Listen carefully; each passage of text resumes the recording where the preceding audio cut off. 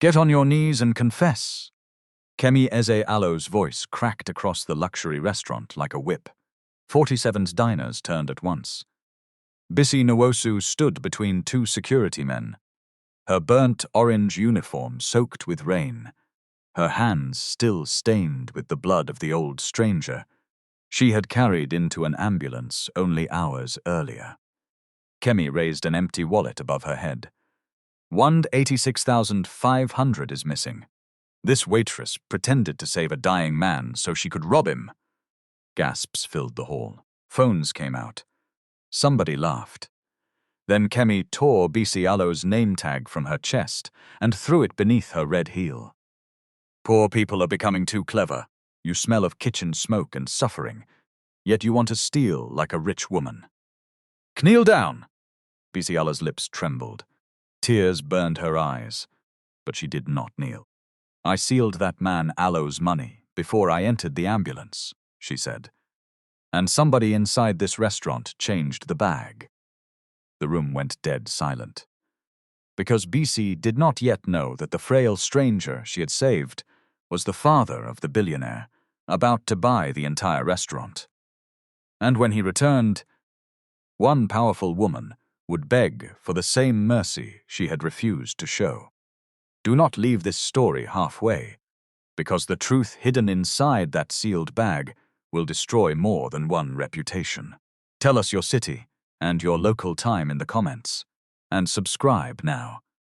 Because what happened when the billionaire walked through those doors changed every life in that room. 14 hours earlier, Lagos had woken under a sky the color of old aluminium. By 6:30 in the morning, buses were already coughing smoke along Lekki Ep Expressway. Horns fought horns. Hawkers slipped between cars with bottled water balanced in plastic bowls. A Danfo conductor hung halfway out of a yellow bus and shouted, Aja, Sangotedo, enter with your change. Inside that bus, squeezed between a woman carrying frozen chicken and a man sleeping against the window, Bisi Nwosu counted the money in her purse for the third time. 3,850. That was all. Rent was 4 days late. Her data subscription would expire by midnight. The deadline for her hospitality management certificate was Friday, and the training center had already sent 2 reminders. Payment outstanding, 42,700. Fascia to payroll resort in loss of a dim emission. Bisi stared at the message until the letters blurred. Then she locked her phone.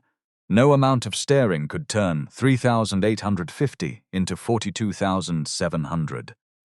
She rested her head against the hot window and breathed through her mouth. She had left home at 5:11. If traffic showed mercy, she would reach Admiralty Way before 8.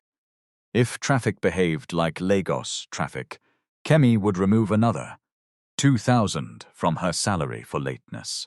Kemi called it a punctuality fine. Bisi called it legal robbery wearing perfume.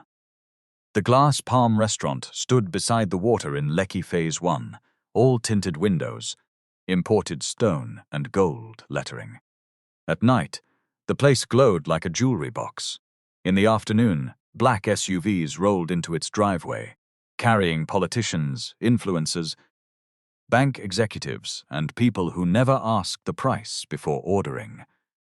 But workers did not enter through the front. Workers entered through a narrow gate behind the kitchen, beside the refuse bay, where the smell of old prawns mixed with diesel from the generator. Bisi reached that gate at 8:13. 3 minutes late. Kemi was waiting. The general manager stood beneath a black umbrella in a ruby-red blazer, emerald trousers, and pointed shoes that looked too expensive to touch ordinary ground. Her lipstick was exact. Her expression was not. "You have started again," she said. "Good morning, Ma." "Do not good morning me. What is the time?" 8:13, Ma. "There was hold-up near. Was the hold-up inside your bedroom?" "No, Ma." "Then save your village explanation. Musa will deduct 2,000. Bisi looked at her. She should have lowered her eyes. She did not. My official shift starts by 8:15. Kemi smiled slowly. It was the kind of smile that came before damage. Your official shift starts when I want to see your face. Are you the owner? No, Ma. Are you a shareholder? No, Ma. Then enter before I deduct another. 2,000 for arguing. Bisi swallowed the reply sitting on her tongue. She entered. The dining room was still empty. Clean glasses stood upside down on white cloth. Cutlery shone under hanging lights.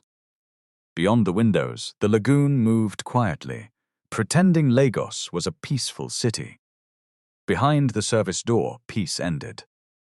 One air conditioner had stopped working 6 weeks earlier. The staff room smelled of sweat, wet uniforms, and industrial soap. The first aid cabinet hung open on a cracked hinge. Inside it were 2 expired paracetamol sachets, dirty cotton wool, 1 bandage, and nothing else. Bisi opened her locker and brought out her folded uniform.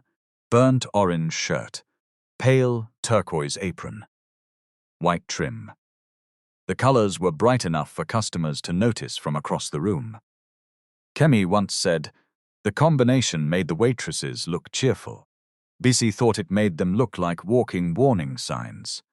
T.T. Johnson entered, tying a violet scarf over her hair. She was 29, practical, sharp-eyed and usually too tired to waste words. You escaped? T.T. asked. 2,000 deduction. For 3 minutes. For breathing near her, T.T. hissed. God will judge this woman with full evidence. God should hurry, rent is waiting. T.T. laughed once, then lowered her voice. They have not paid kitchen overtime again. Bisi stopped buttoning her shirt. How many weeks? 6. What did Musa say? System error. The same system that never makes error when deducting money. My sister, that system is a prophet. It only sees the sins of poor people. They both laughed, but the laughter died quickly. At 9:40, staff briefing began. Kemi stood before 23 workers and held a tablet like a judge holding a sentence. Today is important, she said. We have executives coming for lunch. Meridian Hospitality is still reviewing this restaurant for acquisition. That means no mistakes, no squeezing your face, no moving like people who have lost hope. Smile, stand straight. Speak proper English. Her eyes moved to Bisi. And some of you should remember that customers did not come here to see your personal suffering. Bisi held her face still. Kemi continued. Table 12 has a private banking delegation at 1. Table 6 has a birthday lunch. Table 14 is reserved for Mr. and Mrs. Adebayo. They tipped 74,000 last week, so nobody should behave foolishly around them. A waiter raised his hand. Ma, are tips being shared today? Kemi Allo's eyes sharpened. What kind of useless question is that during briefing? We have not received last month, Allo's pool, Ma. Musa is reconciling it. Since last month? Are you the finance controller? No, Ma. Then face your tray before your tray faces unemployment. Silence settled. Kemi nodded, satisfied. Good. And one more thing. A content team will arrive by 3 to film our Meals with Dignity campaign. When they come, I want happy staff in the background. Nobody should mention salary issues. Nobody should look hungry. Titi murmured under her breath. How will hungry people stop looking hungry? Bisi pressed her lips together. If Kemi heard, both of them would suffer. By noon, the restaurant had changed shape. Soft jazz filled the room.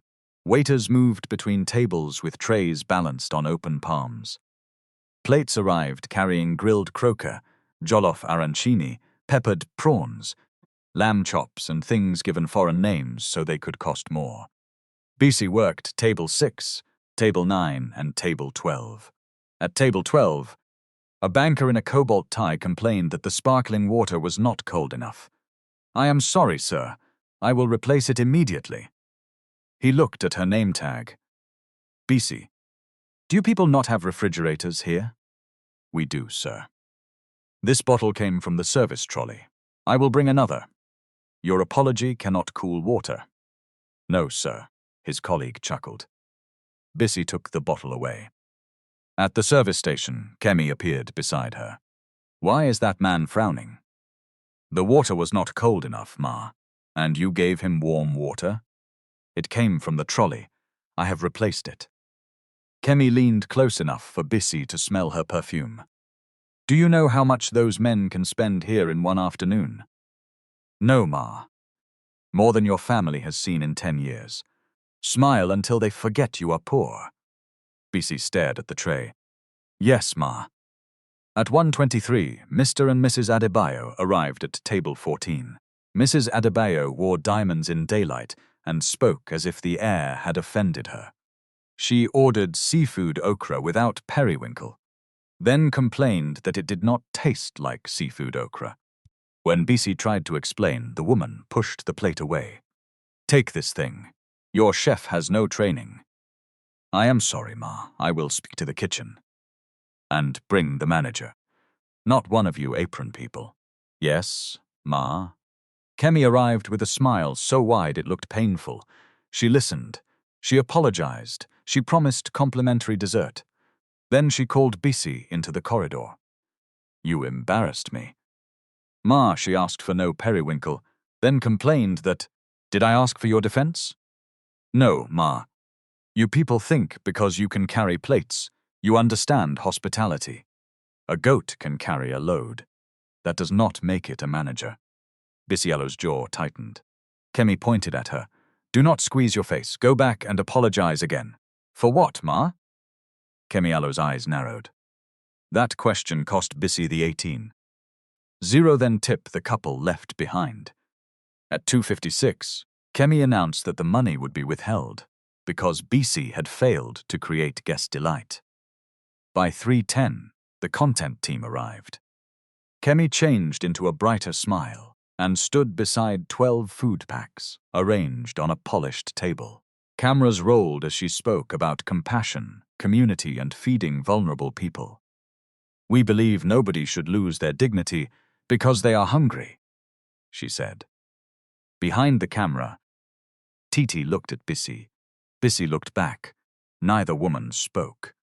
At 4:27, an old man entered through the front doors. He wore a mustard cardigan over an ivory shirt. His trousers were brown. His shoes were clean but old. No gold watch. No designer glasses. No assistant following behind. He walked with a carved wooden cane and paused just inside the entrance, allowing his eyes to adjust. The hostess glanced at him once, then looked away. He waited. She continued tapping her screen. After almost a minute, he cleared his throat. My daughter, good afternoon. The hostess finally looked up. Good afternoon, sir. Do you have a reservation? No. I would like a quiet table by the window. All window tables are reserved. The old man looked across the dining room. 5 window tables were empty. I see, he said. You can sit near the service door. That one close to this kitchen? Yes, sir. Is there another table? Before the hostess answered, Kemi approached. Her eyes traveled from the man Aloe's cardigan to his cane. Hope? No problem? She asked the hostess. He wants a window table without reservation, Ma. Kemi faced the old man. Sir, this is a premium dining establishment. Window tables are for reserved guests. I understand.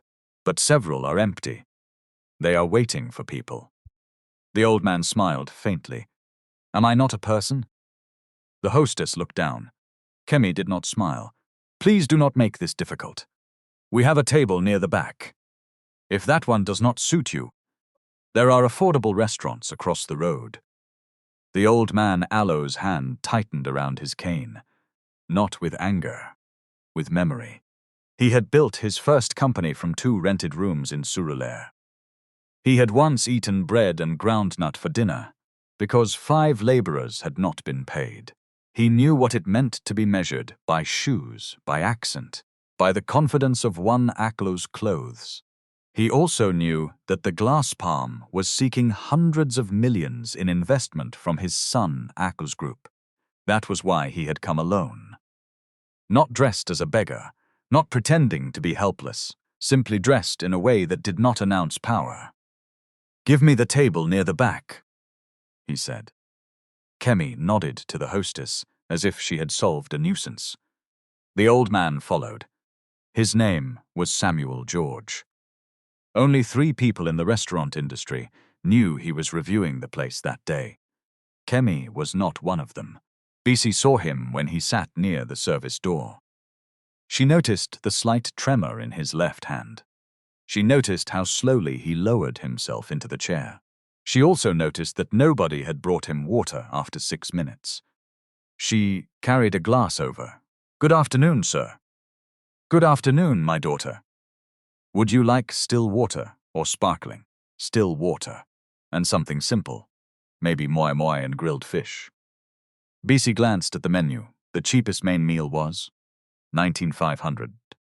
"We do not have moi moi listed, sir, but the kitchen prepared some for staff lunch." "I can ask if they still have." He studied her face. "Will they allow you?" "I will ask. And if they refuse, then I will find something gentle for your stomach." Samuel smiled. "Thank you." Bisi returned with water and a small plate of moi moi 7 minutes later. Titi had wrapped 2 portions before Kemi ordered the staff lunch cleared away.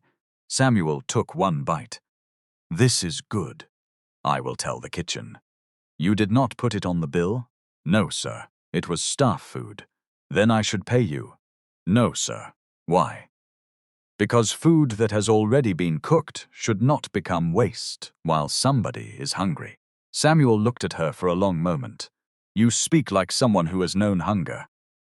Bisi Alo's smile became smaller. "I know budgeting, sir." "Ah, that is the polite cousin of hunger." She laughed before she could stop herself. Across the room, Kemi saw them. She walked over quickly.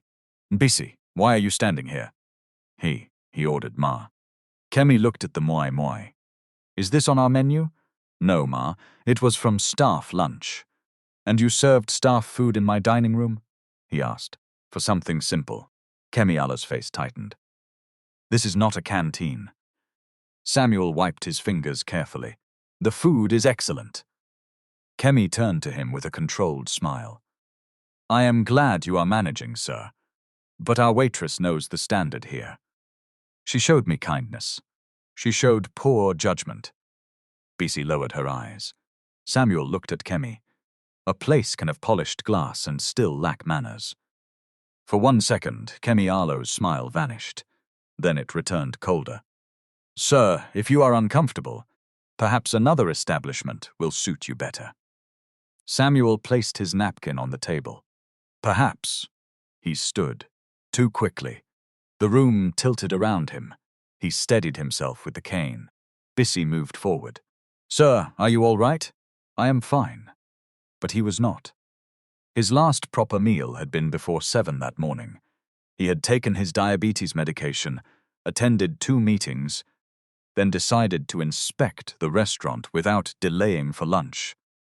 The moi moi had come too late, and he had eaten too little. He left through the side corridor because the front entrance suddenly felt far away. Outside, rain began to strike the metal roof over the loading bay. Hard. Within minutes, water rushed along the concrete in silver sheets. At 5:14, Bisi carried 2 black bags toward the refuse area. She almost did not see him. Samuel lay near the delivery gate, one shoulder against the wall, his cane several feet away. His skin shone with sweat. His hands were shaking. His eyes were open, but they did not focus. Bisi dropped the bags. "Sir!" She knelt beside him. "Sir, can you hear me?" His lips moved. No clear words came out. She checked his breathing. Fast, but present. She touched his shoulder and spoke louder. "Sir, my name is Bisi. Can you tell me your name?" "Sa Samuel." His speech was slurred. Bisi saw the metal bracelet around his wrist. Diabetes. Type 2. Her mind moved faster than fear. During the first year of her hospitality course, she had completed a basic emergency module. The instructor had repeated one warning until everyone could say it without thinking. Do not force food or drink into an unconscious person. Sir Samuel, did you take your medicine today? He nodded weakly. Have you eaten? Not enough. Bisi shouted toward the kitchen door. TT, come now. Bring my small first aid pouch from my locker. Kemi appeared first. What is happening? This man is diabetic. I think his sugar is low. Please call emergency. Kemi looked at Samuel on the wet ground. Then she looked toward the dining room. Carry him away from this entrance. Guests can see. Bisi stared at her. Ma, call emergency. I said, move him first. He may collapse completely. Bisi, table 12 is asking for you. Do not turn one old man into a theater production. Something inside Bisi went still. Ma, he needs help, and you are a waitress, not a doctor. I know enough not to leave him here. Kemi Alo's eyes widened. Are you talking back to me? Titi ran out with a small red pouch. Here! Bisi opened it. Inside was a glucose gel tube, 2 pairs of gloves, gauze, and a small emergency card. She had bought the pouch herself after seeing the restaurant cabinet empty for months. She put on gloves. Sir Samuel, can you swallow? He nodded. I will give you glucose gel, small. Do not rush. She placed a little inside his cheek and waited. Titi called emergency services. Kemi stood over them, rain-spotting her ruby blazer. If you leave your shift, do not come back. Bisi looked up. Ma? You heard me. The dining room is full. I will not lose customers because you want to play savior. Samuel Alo's hand moved weakly and caught Bisi Alo's wrist. Go, he whispered. I will manage. Bisi looked at his trembling fingers. Then she looked at Kemi. No, sir, you are not managing. The ambulance arrived at 5:32. By then, Samuel could answer simple questions, but he remained confused. The paramedic checked his blood glucose and shook his head. Very low. Who gave the gel? I did, Bisi said. Good. You did not give water? No. Good. People pour all kinds of things into somebody Alo's mouth and make the matter worse. Kemi folded her arms. Can you take him now? This is disturbing business. The paramedic looked at her. Nobody spoke for a moment. Then he turned back to Bisi. Does he have family here? We do not know. Samuel Alo's phone would not switch on. Rain had entered the charging port. His wallet, notebook, medicine and keys had been gathered from the ground. The paramedic asked, Who can come with us until we identify him? Bisi looked toward the restaurant. Kemi Alo's face already carried the answer. If you step inside that ambulance, she said. Your job is finished, Titi whispered. Bisi knew what that job meant. Rent, food, the certificate she was already losing. The small dignity of paying her own bills without calling relatives who had their own problems. She also knew what it meant to leave a confused old man alone among strangers. She climbed into the ambulance. Before the doors closed, she remembered his belongings. Wait. She jumped down and returned to the loading bay. Titi, we must document everything. They stood beneath the metal awning, while rain hammered above them. Titi found a transparent security bag from the restaurant office. Bisi laid the items on a dry crate. 1 brown wallet, she said. Titi wrote, 1 black phone, 1 medicine pouch, 1 notebook, 1 bunch of keys. Bisi opened the wallet only enough to count and record the cash in front of Liti. 186,500. Not a round figure, not an amount she could forget. Her own 850 sat inside her apron pocket like a whisper. She placed everything into the bag and pressed the seal until it locked. Saw HSL 7139. She read aloud. Titi repeated it. HSL 7139. Kemi came to the doorway. What are you doing? Documenting his property. Ma. Give it to me. Bisi held the bag out, but did not release it. Please sign that you received it. Kemi Alo's brows lifted. You are teaching me procedure now? No, Ma. I just want everything clear. Kemi snatched the bag. Titi passed her the handwritten form. Kemi signed only her surname, tore off the top section and kept it. Now go and save your stranger. Ah, she said. Since you have decided he is more important than your salary. Bisi looked at the bag one last time. HSL 7139. Then she returned to the ambulance. As the doors closed, Titi caught her eye. Neither woman knew that those 4 digits would later stand between truth and ruin. At 6:07, the ambulance reached a private hospital in Victoria Island. Samuel was taken inside. Bisi sat beneath white lights, still wearing her soaked uniform, water dripping from the hem of her pale turquoise apron. A receptionist asked for his details. I only know his name is Samuel. Num? I do not know. Next of kin? I do not know. Are you his daughter? No. Relative? No. The receptionist looked at her wet uniform. Then why did you come? Bisi stared back. Because somebody had to. There was a delay while staff tried to identify him. His phone remained dead. His medical bracelet gave the diabetes information but no family number. At 6:41, a nurse told Bisi they needed glucose test strips not currently available in the emergency cabinet. There is a pharmacy downstairs, the nurse said. How much? About 3,200. Bisi touched her apron pocket. 3,850. She went downstairs. The strips cost 3,470. She paid. When she returned, she had 380 left. That was not enough for a proper bus journey home. At 7:18, Samuel opened his eyes. Bisi sat beside the bed, arms folded against the cold air conditioner. She had removed her apron and spread it over the back of a chair to dry. Samuel turned his head slowly. My daughter. You are awake. What happened? Your blood sugar dropped. The doctors have stabilized you. He closed his eyes briefly. I was careless. You skipped food. Yes. You should not carry your medication and forget the meal that is supposed to follow it. Samuel opened one eye. You are scolding an old man. I am advising you, sir. That is scolding with respect. Bisi smiled despite herself. He looked at her uniform. Did you lose your shift because of me? Bisi hesitated. I left my shift because you needed help. That is not what I asked.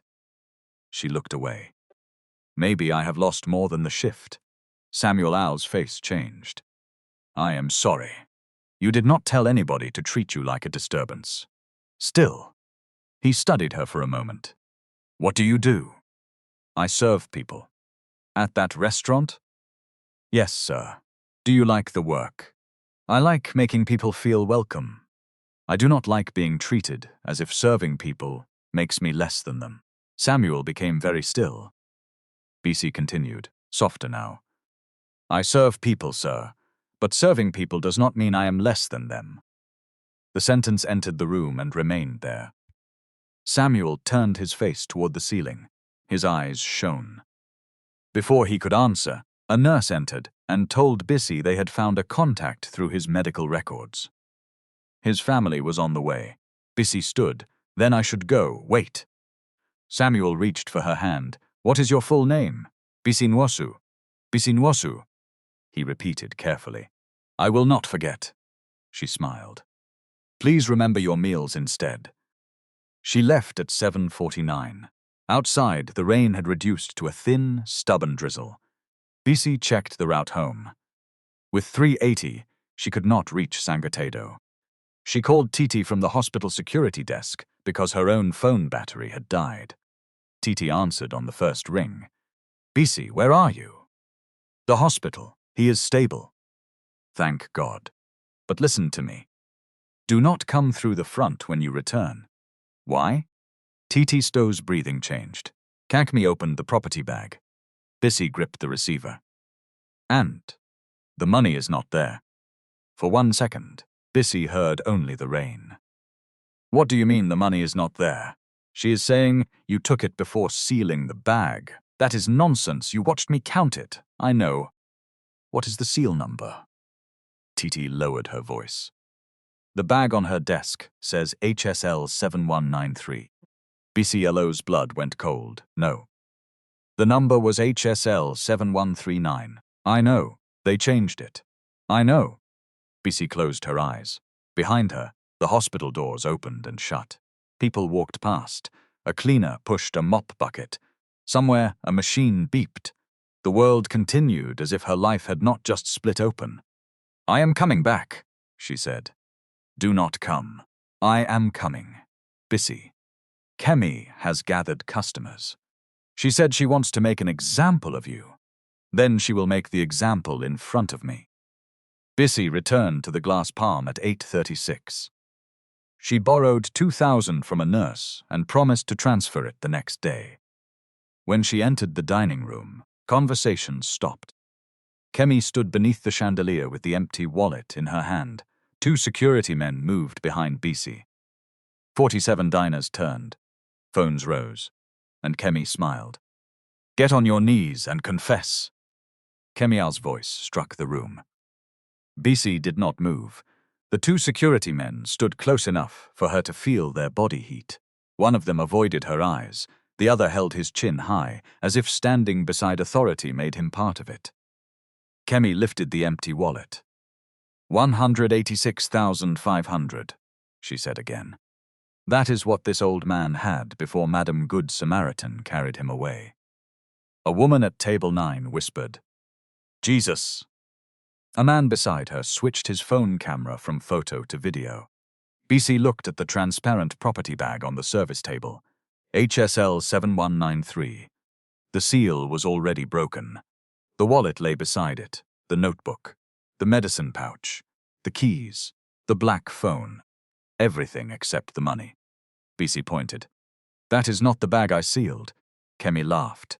The sound was sharp and bright. Listen to her. Even with evidence in front of her, she is still manufacturing stories. The number was HSL 7139. You expect us to believe you memorized 4 digits in the rain. I read it aloud. Titi heard me. Every face turned toward Titi. She stood near the kitchen door, still in her white coat and violet headscarf. Her fingers gripped the edge of a tray. Kemi followed the room, Alo's attention. Titi, she said softly. Did you see money inside this bag? Titi Alo's lips parted. She looked at Bisi. Then at Musa Okoro, the finance controller, who stood beside Kemi in a charcoal suit and crimson tie. Musa did not speak. He did not need to. His eyes said enough. Titi had worked at the glass palm for 4 years. Her parents depended on the money she sent home every month. Her father, Alo's medicines, cost more than her transport. One wrong sentence could remove her from the payroll by morning. I saw Bisi counting money, she said. Kemi Alo's brows rose. But did you watch her put every note into the bag? Titi swallowed. I was writing the items. So you did not watch every note enter? Answer, yes or no. The room waited. Titi Alo's eyes filled with shame. Bisi felt the answer like a small knife. Not because Titi had lied completely, because fear had cut the truth down until it could no longer stand. Kemi turned back to the diners. You see? Bisi stepped forward. Titi watched me count it. Kemi collected the sealed bag herself. She signed for it. Kemi flicked the wallet shut. Where is your copy? Bisi reached into her apron pocket. Her fingers found the folded paper Kemi had torn from the bottom of the form. She opened it. Only the date and Bisi Alo's own handwriting remained. Kemi Alo's signature had been on the top section. This is not complete, Bisi said. Of course it is not complete. A thief never keeps complete evidence. Musa stepped forward with a printed page. We checked the corridor camera, he said. At 5:40, Bisi entered the office area alone. I entered because Kemi told me to collect the security bag. Convenient. Show the full recording. Musa Alo's expression did not change. The camera lost power 17 minutes later. Show the part before it lost power. We are not running a cinema for you. Bisi looked around the room. These people are lying. A customer boldness. Another said, poor people are dangerous these days. Bisi turned toward the voice, but she could not tell who had spoken. Kemi walked close. Remove your name tag. Bisi stared at her. Ma? You heard me. A thief will not wear this restaurant's name. I am not a thief. Remove it. No. A silence fell so clean that the clink of a spoon from the kitchen sounded like breaking glass. Kemi reached out herself. She grabbed the metal badge and tore it from Bisi Nwosu's shirt. The pin scratched the skin below her collarbone. A thin, red line appeared. Kemi dropped the tag beneath her shoe. Poor people are becoming too clever, she said. You smell of kitchen smoke and suffering. Yet you want to steal like a rich woman. Bisi Nwosu's hands curled. Kemi pointed at the floor. Kneel down. Admit what you did.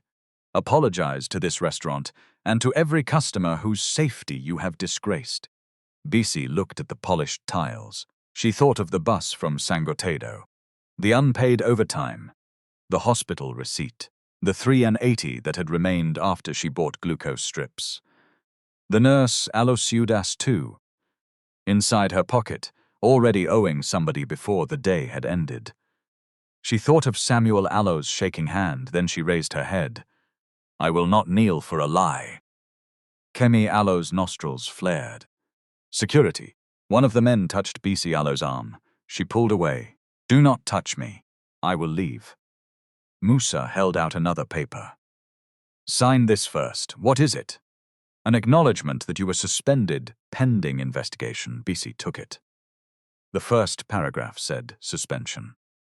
The second said she accepted responsibility for unauthorized handling of guest property. The third said the company could recover losses from her wages. She looked at Musa. This is a confession. It is company procedure. It is a confession wearing office grammar. A few staff members lowered their faces to hide reactions. Musa Nwosu's mouth tightened. Sign. No. Kemi took a phone from the hostess and began recording. State your name, she ordered. Bisi turned away. Kemi moved around her. This is Bisi Nwosu, a waitress suspended tonight for suspected theft from an elderly guest. She has refused to cooperate with management. Stop recording me. If you are innocent, why are you afraid of camera? Because you are using it to create your own truth. Kemi smiled into the screen. See how she is threatening management. Bisi looked directly into the phone. My name is Bisi Nwosu. I sealed that man Ilo's wallet, phone, medicine, keys, and 186 and 500 inside bag HSL 7139. The bag on this table is HSL 7193. Somebody changed it. Kemi lowered the phone. For the first time that night, her confidence flickered, only for 1 second. Then she slapped Bisi. The sound cracked through the room. Bisi Nwosu's head turned. Her cheek burned. A glass slipped from a waiter Nwosu's hand and shattered near the bar. Nobody moved. Kemi breathed hard. You will not accuse me in my own restaurant. Bisi slowly faced her again. Her eyes were wet. Her voice was steady. Ah, this restaurant is not your home, Ma. And a job is not permission to beat somebody. Kemi Nwosu's hand lifted again. This time, Titi stepped forward. Oh, enough. The word came quietly, but everybody heard it. Kemi turned. What did you say? Titi Nwosu's legs were shaking. I said she should go. You have suspended her. Let her go, Kemi studied her. Then she smiled. Very well. Take your friend outside before poverty starts spreading through the dining room. Bisi picked up her torn name tag. She did not wipe her tears. She did not ask anybody to believe her. She walked between tables where people had eaten more money in one evening than she earned in a month. Some watched with pity, some with suspicion, some watched only because suffering had become content in their hands. At the front door, she turned once. Check the seal records, she said. Check the generator log. Check who entered that office after I left. Truth does not fear checking. Then she stepped into the rain. By 9:10, the edited video was already online. Kemi cut out the part where Bisi gave the correct seal number. She cut out the slap. She cut out the demand to kneel. The clip began with the empty wallet and ended with Bisi saying, "I will not sign."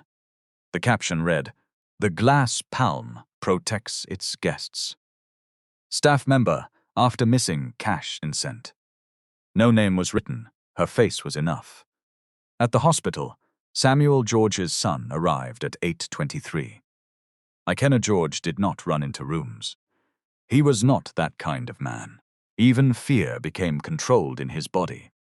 He entered the emergency ward in a cobalt blue suit, white shirt and navy tie, followed by Barrister Ruth Okonkwo, Meridian Group Aloes head of ethics and compliance.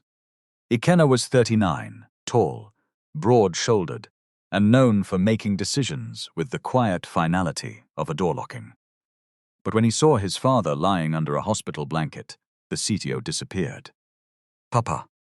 Samuel opened his eyes. "You came." "Of course I came. Why did you leave the driver 3 streets away? Why was your phone dead? Why did you skip lunch after taking medication?" Samuel looked at Ruth. "Can you see how my own son is squeezing his face at me?" Ruth folded her arms. "He learned it from you, sir." Ikenna pulled a chair closer. "This is not a joke. I know. You could have died. I did not. Because somebody found you." Samuel Aloe's expression softened. "Yes, who?" "A waitress, Bisi Nwosu." Ruth opened her tablet. "From the glass palm." Samuel turned toward her. "You knew I went there. You told your driver." "Your driver called security when he could not reach you." "Security called me." Samuel sighed. "So much for a quiet inspection." Ikenna leaned back. "You went to inspect the restaurant alone. I wanted to see it without people polishing the floor ahead of my footsteps. You are chairman emeritus, not an undercover officer." "I wore my own clothes, Ikenna. I did not disguise myself. If people behave differently because a man is not wearing money on his body, that is their shame." Ruth looked up from the tablet. "What happened inside?" Samuel told them. The false claim that all window tables were reserved. Kemi Aloe's contempt. The staff food Bisi brought. The warning in the loading area. The ambulance. He remembered Bisi Aloe's exact sentence. "I serve people, sir. But serving people does not mean I am less than them." When he finished, Ikenna Aloe's face had become unreadable. "The due diligence report rated management conduct as excellent," he said. Samuel gave him a tired look. "A report written for people who wear suits rated people in suits excellent. What a miracle." Ruth did not smile. "I will get the incident record and identify Bisi. Tonight," Samuel said. "You need rest. She may have lost her job because of me." Ikenna stood. "I will handle it." Samuel caught his wrist. "Do not handle her like charity." Ikenna looked down. "Papa? Find the truth first. Then repair what is yours to repair." At 9:42, Ruth called the glass palm. Kemi answered in her office. Musa sat across from her. The real security bag, HSL 7139, lay inside a locked drawer beneath Musa Aloe's left hand. The money was no longer inside. Kemi put the call on speaker. "Good evening, barrister. We heard Mr. George is stable. We are deeply grateful." "Who told you his surname?" Ruth asked. Kemi froze. Musa Aloe's eyes lifted. "We, the hospital, called for property confirmation." "The hospital did not have the property." "You did." Kemi adjusted quickly. "Of course." His identification was in the wallet. Was his cash also in the wallet? A pause. Kemi allowed sorrow into her voice. "Unfortunately, Ma, there has been an incident. The waitress who accompanied him appears to have stolen 186,500 before sealing his belongings." "Appears?" "We confronted her. She became aggressive and refused to sign the report. Where is she now?" "She ran away." Musa watched Kemi say the lie without blinking. Ruth asked. Her full name? Bisi Nwosu. Address? We have an address in Mushin. Bisi had left that address 18 months earlier. Phone number? Her line is unavailable. Send the employment file, property log, CCTV preservation notice, generate a log and all written statements to my official email within 1 hour. Kemi Allo's fingers tightened around the phone. Barrister, may I ask why Meridian is involved in an internal staff matter? Because the missing property belongs to the founder of Meridian Group. The office changed temperature. Kemi Allo's lips parted. Musa sat up. Founder? She whispered. Ruth heard. Yes, Mr. Samuel George is Ikenna George Allo's father. The line went silent. Then Kemi laughed too quickly. Of course. We are honored that he visited. Had we known, Ruth cut her off. That sentence is already a problem. The call ended. For several seconds, Kemi and Musa stared at each other. Then Kemi stood so fast her chair struck the wall. You said he was nobody. Musa Al's voice remained low. He arrived alone. No driver, no security. How was I supposed to know? You should have checked the wallet before touching the money. You are the one who told me to remove it. Lower your voice. There is nobody here. Walls have ears when money is involved. Musa opened the drawer and looked at the real bag. We returned the cash to where? Into the bag. The seal is broken. We say Bisi broke it. Ruth has asked for CCTV. The corridor camera footage can be cut. What about the backup? The restaurant system keeps local copies. You are sure? Musa hesitated. That hesitation frightened Kemi more than any answer. The vendor may have cloud retention, he said. Kemi paced. Delete what you can. Send only what supports our report. And prepare a suspension letter that makes Bisi look unstable. Musa looked at her. What about Titi? Kemi Allo's eyes hardened. Watch her. That night, Bisi walked from the Lekki toll area to Jakande because she could not afford a second bus. Her shoes made wet sounds on the pavement. Her cheek had begun to swell. Her phone came alive for 6 minutes after she borrowed a charger from a roadside kiosk. There were 17 missed calls, 3 from unknown numbers. 2 from staff members who did not leave messages, 1 from her landlord. The others were social media notifications. She opened the video. Her own face stared back at her. The comments had already begun. Lock her up. See innocent face. These ones are the worst. People can do anything for money. Why did she follow the old man to hospital if not to steal? One person wrote, maybe we should hear her side. 23 people attacked that comment. Bisi switched off the phone. At 11:58, she reached her room in Sangotedo. It was one room with a narrow bed, a plastic chair, and a shelf made from fruit crates. Her certificate textbooks stood in one corner beside a small orange kettle. Rainwater had entered beneath the window and formed a dark line across the floor. She sat on the bed without removing her wet clothes. For a while, she did nothing. Then her face folded. She cried without sound. Not the kind of crying people perform in front of others, the kind that leaves the body tired. At 12:21, somebody knocked. Her landlord stood outside in a singlet and wrapper. I saw something online, he said. Bisi wiped her face.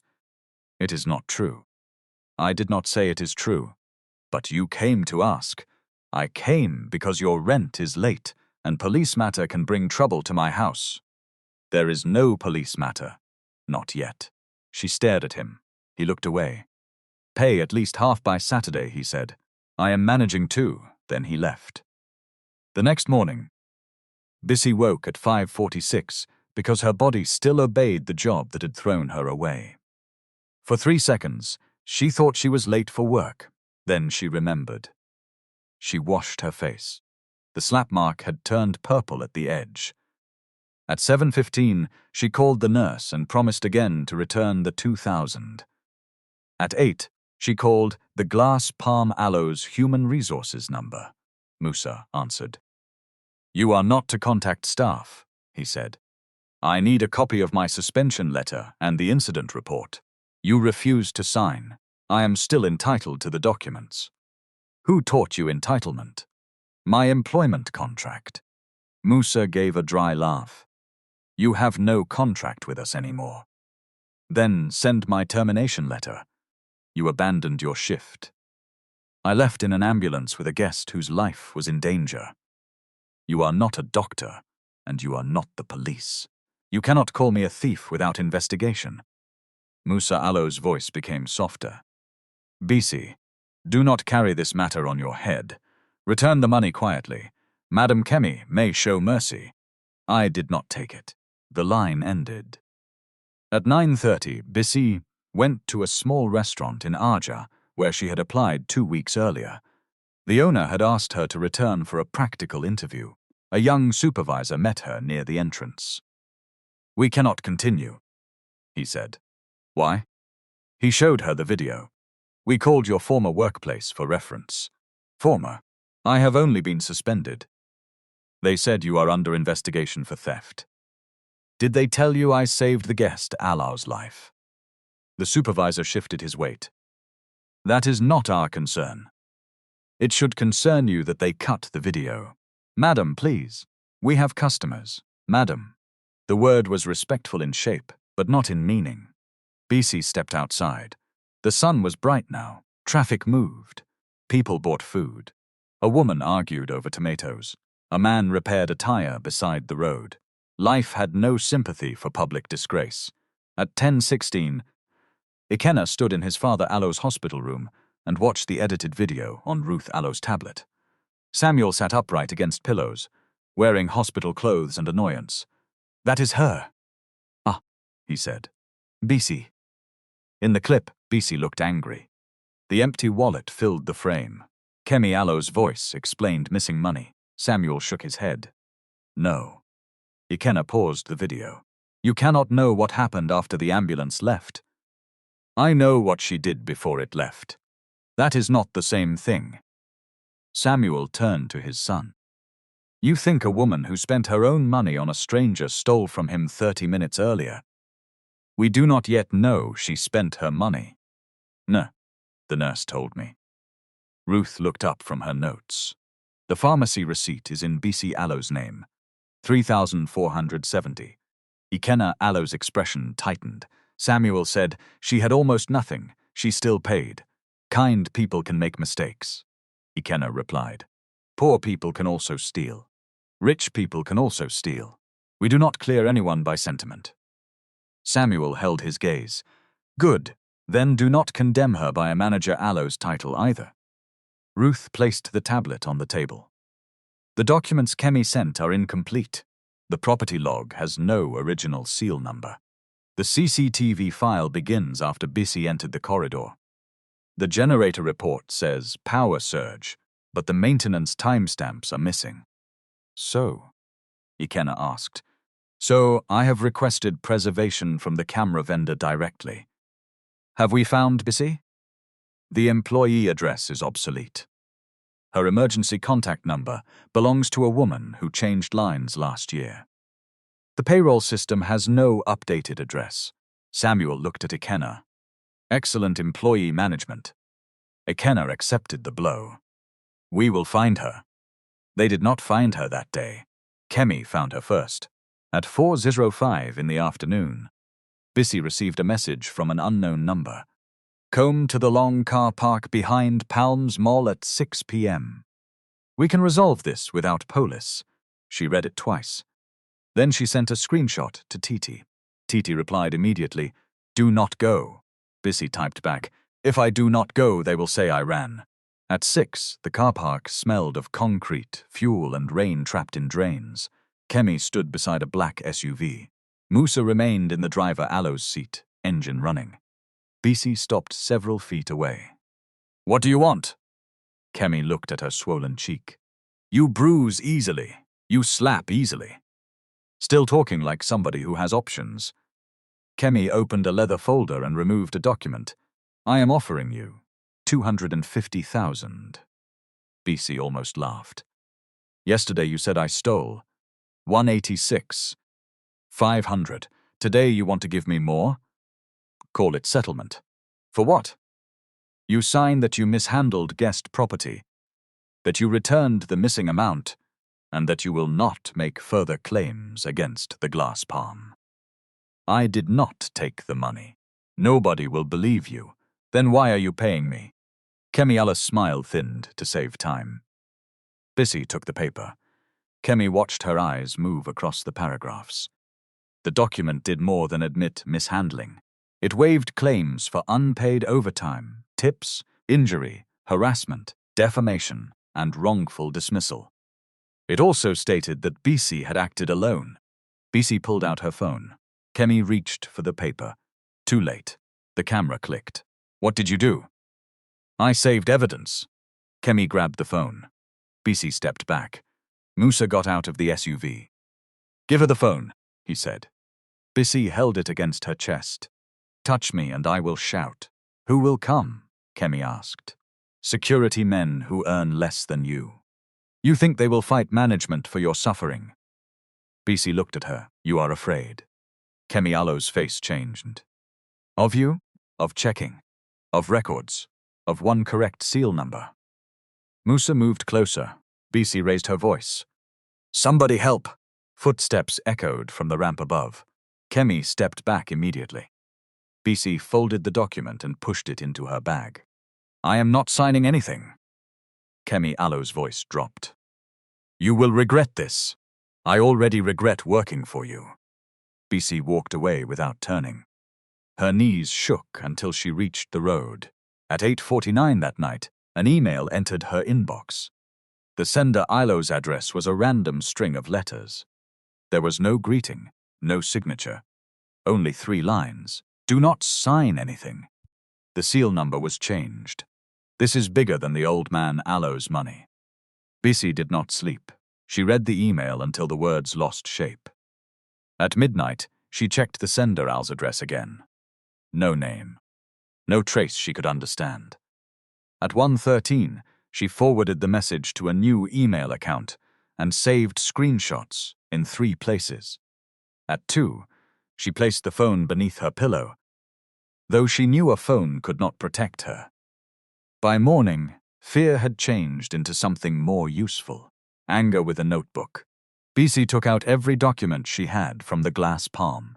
Her appointment letter, old duty rosters, salary alerts, WhatsApp messages from supervisors, photographs of handwritten tip calculations, a picture of the broken first aid cabinet she had taken 2 months earlier after a waiter cut his palm on a wine glass. She spread them across the bed. For the first time, she looked at her suffering as evidence. At 9:20, she arrived at the Lagos Citizens Mediation Center in Alausa after borrowing transport money from Titi through a transfer. The reception area was crowded. A tailor argued about an unpaid invoice. A tenant carried a plastic bag full of receipts. 2 former employees sat beside each other, speaking in whispers. Bisi waited 1 hour and 43 minutes.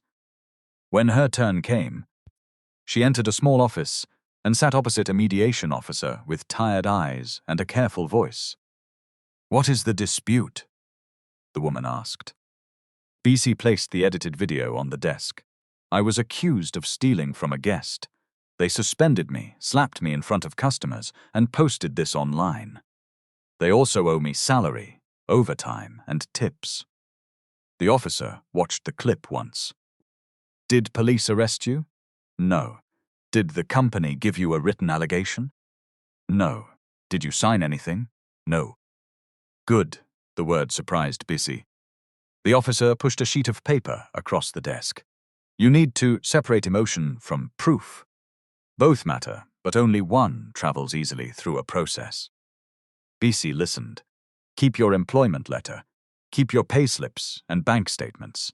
Save every roster, message and voice note. Write a timeline now, while times and details are fresh. List witnesses. Do not edit screenshots. Do not threaten anybody. Do not enter the workplace without written permission, and do not post accusations you cannot yet prove. What if they destroy evidence? Write a preservation request. Send it by email. Ask them to preserve CCTV, seal logs, generator logs, payroll records, and internal communication. Copy yourself. Bisi stared at the woman. I can ask them to preserve it. You can ask. Whether they obey is another matter. But your request creates a record that they knew the evidence was relevant. The officer circled another line. And find out whether other workers are affected. One person allows missing overtime can be called an error. 40 people allows missing overtime is a system. That sentence followed Bisi out of the building. At 11:58, she sat beneath a tree outside and began writing her timeline. 5:14 p.m. found Samuel near loading gate. 5:18 p.m. Titty called emergency. 5:32 p.m. ambulance arrived. Counted 186,500. Seal HSL 7139. 5:44 p.m. Kemi signed and took bag. 6:07 p.m. reached hospital. 6:41 p.m. nurse requested test strips. 7:49 p.m. left hospital. 8:36 p.m. returned to restaurant. She wrote until the shaking in her hands stopped. Then she sent the glass palm a formal preservation email. Musa replied 15 minutes later. Your employment has been terminated for gross misconduct and abandonment of duty. Further contact with staff may be treated as harassment. Bisi read the message twice. No hearing, no investigation, no chance to answer. She saved it. That afternoon, she called 6 former employees. 2 refused to speak. 1 blocked her. 1 said, "My sister, leave that place. God has removed you." The 5th, a former bartender, sent bank alerts showing that 3 months of service charge had never reached his account.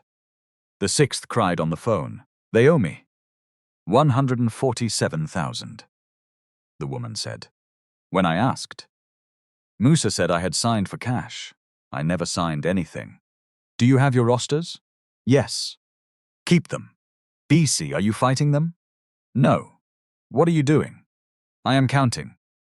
Within 3 days, she had spoken to 21 people.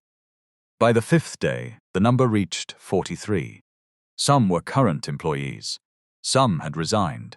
Some had been dismissed after asking questions. Their stories differed in detail but carried the same pattern. Missing overtime. Tip pools that never arrived. Payslips marked cash adjustment without explanation. Signatures on forms workers had never seen. A cleaner who worked 19 consecutive days and received no rest day allowance. A cook whose hospital bill was deducted from salary after he burned his arm on a faulty stove.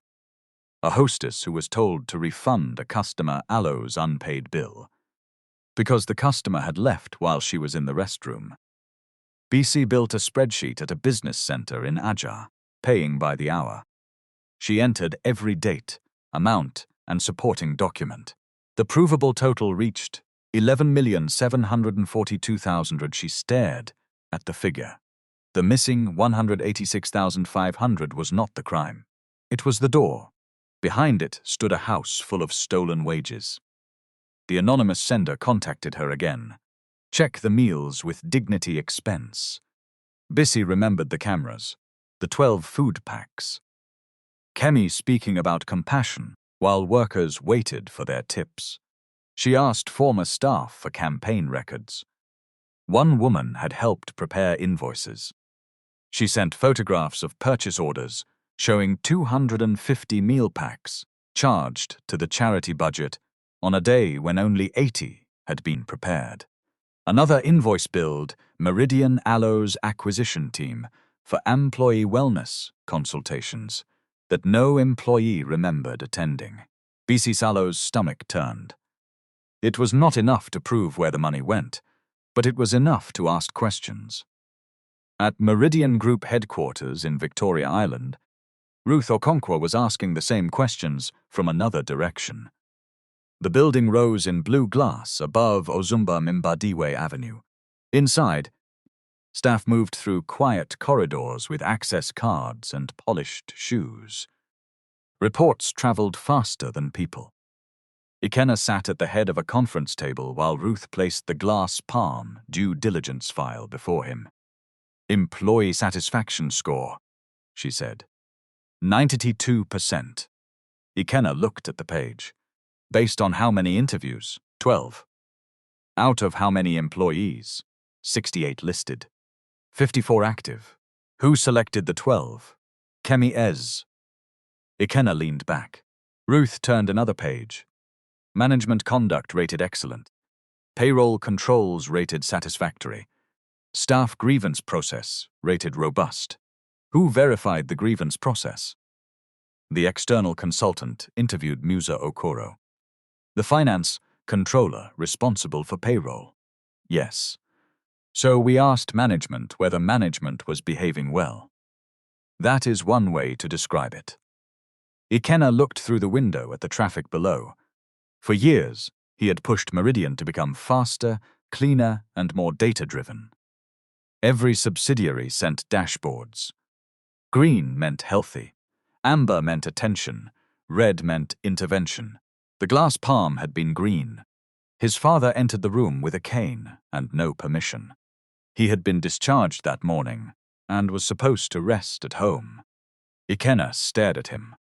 "Papa, do not start. You are not supposed to be here. I am not lifting cement. I am sitting."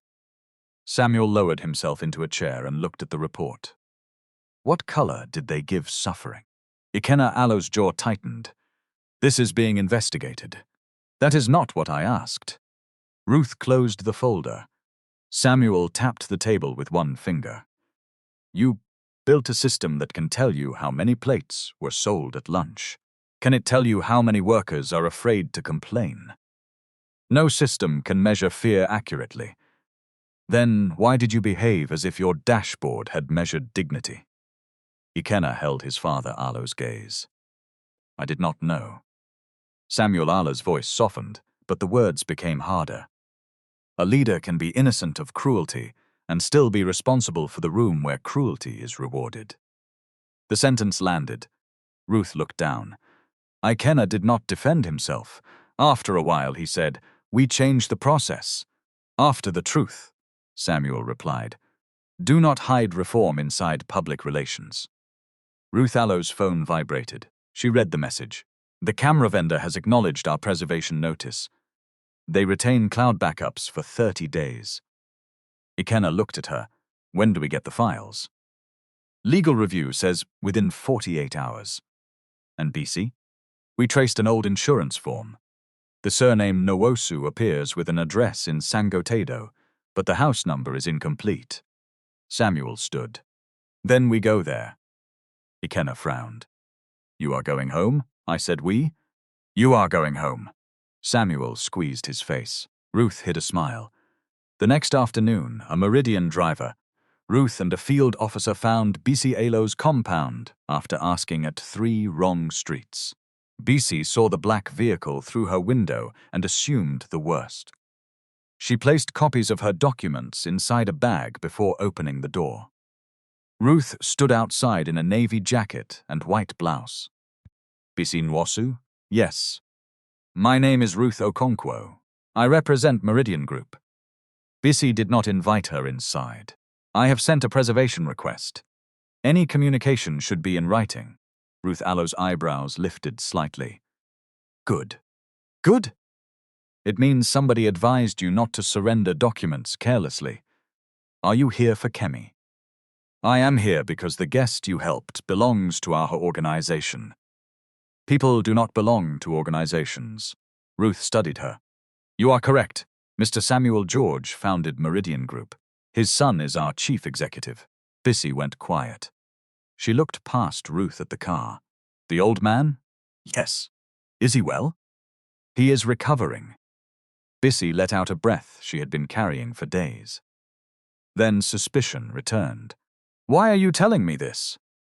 "Because he has asked about you every day." Bisi looked down at her worn slippers. "I did not know who he was. We know." "No, Ma. I need you to understand. I did not know. That is precisely why he remembers you. Ruth handed her a card. We would like a recorded interview. You may bring a representative. You may review the written statement before signing. We will not ask you to withdraw any labor complaint. Bisi read the card. Will Kemi be there? No. Will Ikenna George be there? Yes. Bisi almost refused. Billionaires did not make her feel safe. Rich companies knew how to turn somebody Aloe's pain into a press release. The glass palm had taught her that smiling language could hide dirty hands. I want everything in writing, she said. You will have it.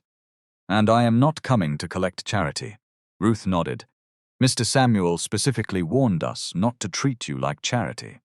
For the first time, Bisi smiled. Then he remembers. The interview took place the following morning in a plain conference room at Meridian headquarters. No photographers, no check presentation, no flowers. Bisi wore a simple pale blue dress and carried a thick brown envelope. Ruth sat beside a digital recorder. Ikenna sat opposite in a cobalt suit without a tie. He stood when Bisi entered. Bisi Nwosu, sir. My father says you saved his life. I helped until the ambulance came. The doctor says the glucose gel probably prevented his condition from worsening. Bisi nodded once. I am glad he is all right. Ikenna gestured to the chair. They sat. Ruth switched on the recorder and stated the date, time, and names present. Then she asked Bisi to tell the story from the beginning. Bisi did. She did not rush. She gave times. She described where Samuel sat, when he stood, where he collapsed, what was in the security bag and who touched it. When she reached the seal number, Ruth asked her to repeat it. HSL 7139. How are you certain? I read it aloud to T.T. Johnson. We repeated it to each other. Ikenna asked. Why? Because rain was falling, the ambulance was waiting, and I did not want confusion later. Had you used that procedure before? Yes. Guests forget phones and wallets. We document items. Was it normal for the general manager to take custody? No. Security normally keeps them. But Kemi said to give it to her. Ruth asked. Did you open the wallet? Only enough to count the cash in front of Titi. I did not remove identification. Did you know Mr. George Aloe's surname? No. Did you know he was wealthy? No. Did you expect payment? Bisi looked at her. I expected the hospital to keep him alive. The room went quiet. She brought out the pharmacy receipt. 3,470. Then the photograph of Kemi Aloe's settlement agreement. Then the termination email. Then screenshots of the edited video. Finally, she placed the spreadsheet of 43 workers on the table. Ikenna stared at the total. 11,742,300. That is what we can support with documents, Bisi said. There may be more. Who prepared this? I did. You contacted all these people? Yes. After losing your job? Yes. Why? Bisi looked at him directly. Because they used one missing wallet to call me a thief. I wanted to know what else had gone missing in that restaurant. Ikenna said nothing. Ruth turned the pages. Some of these are current staff. They are afraid. Do you have permission to share their names? For 27. Yes. For the others, no. I removed identifying details from your copy. Ruth looked up. That answer mattered. It showed Bisi was not throwing people into danger to strengthen her case. Ikenna closed the file. Bisi Nwosu, I need to say something clearly.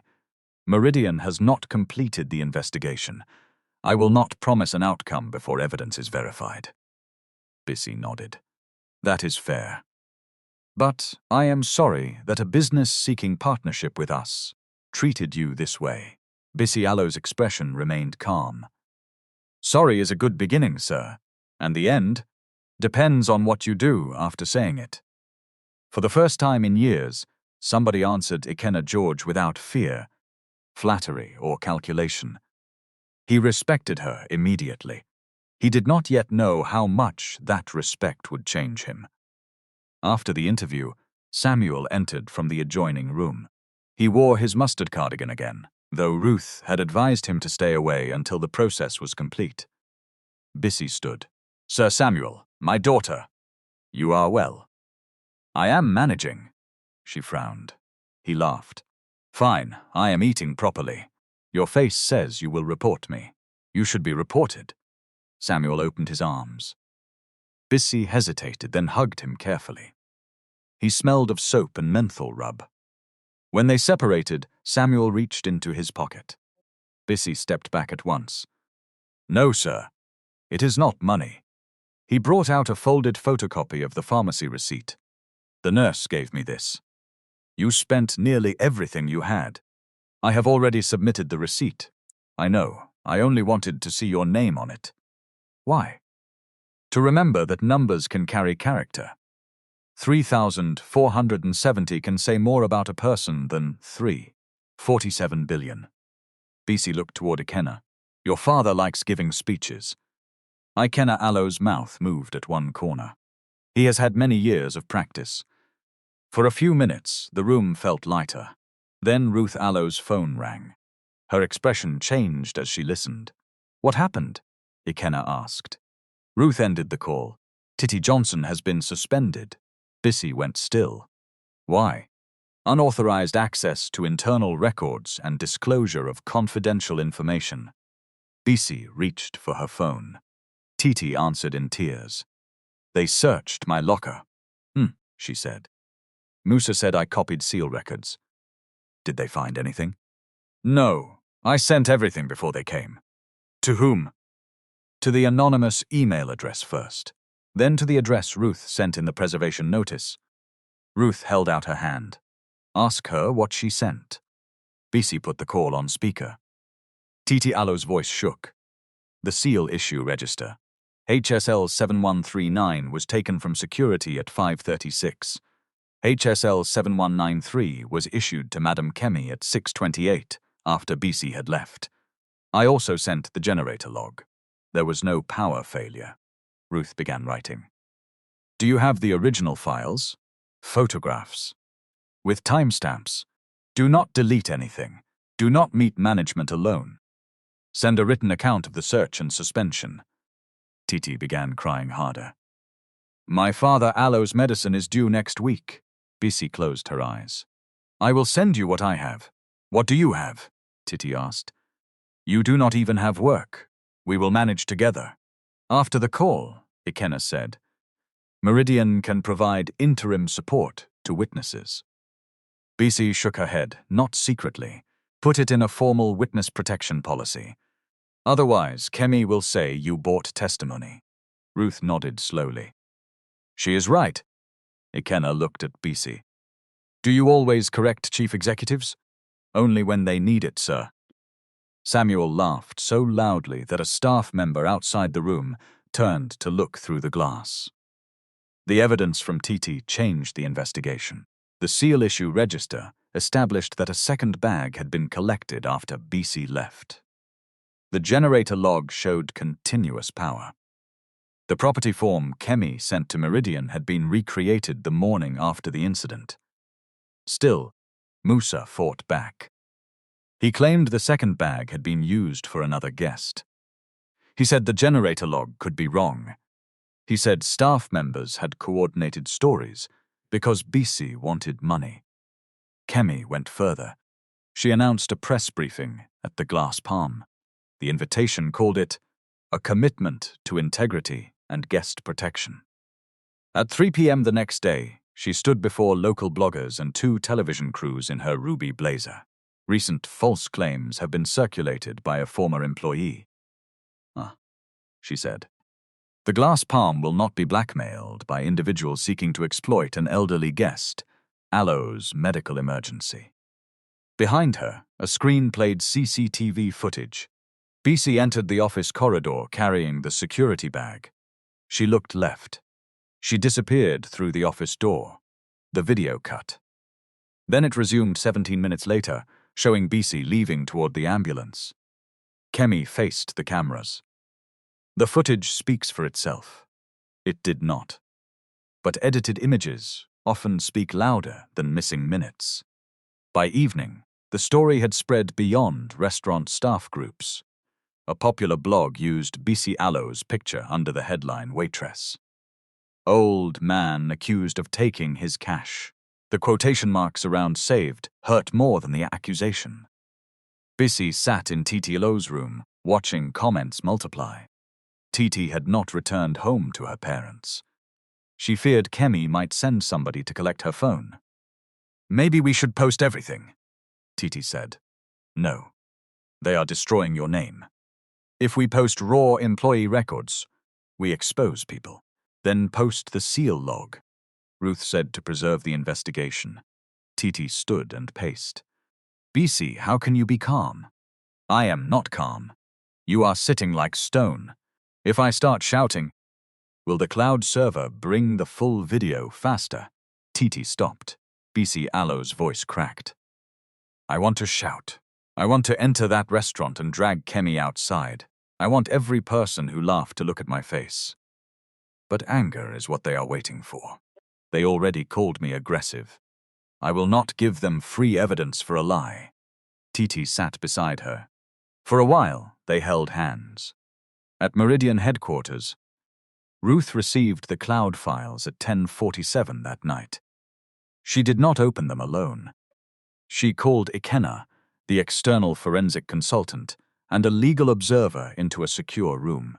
Each file was copied, hashed, and logged before viewing.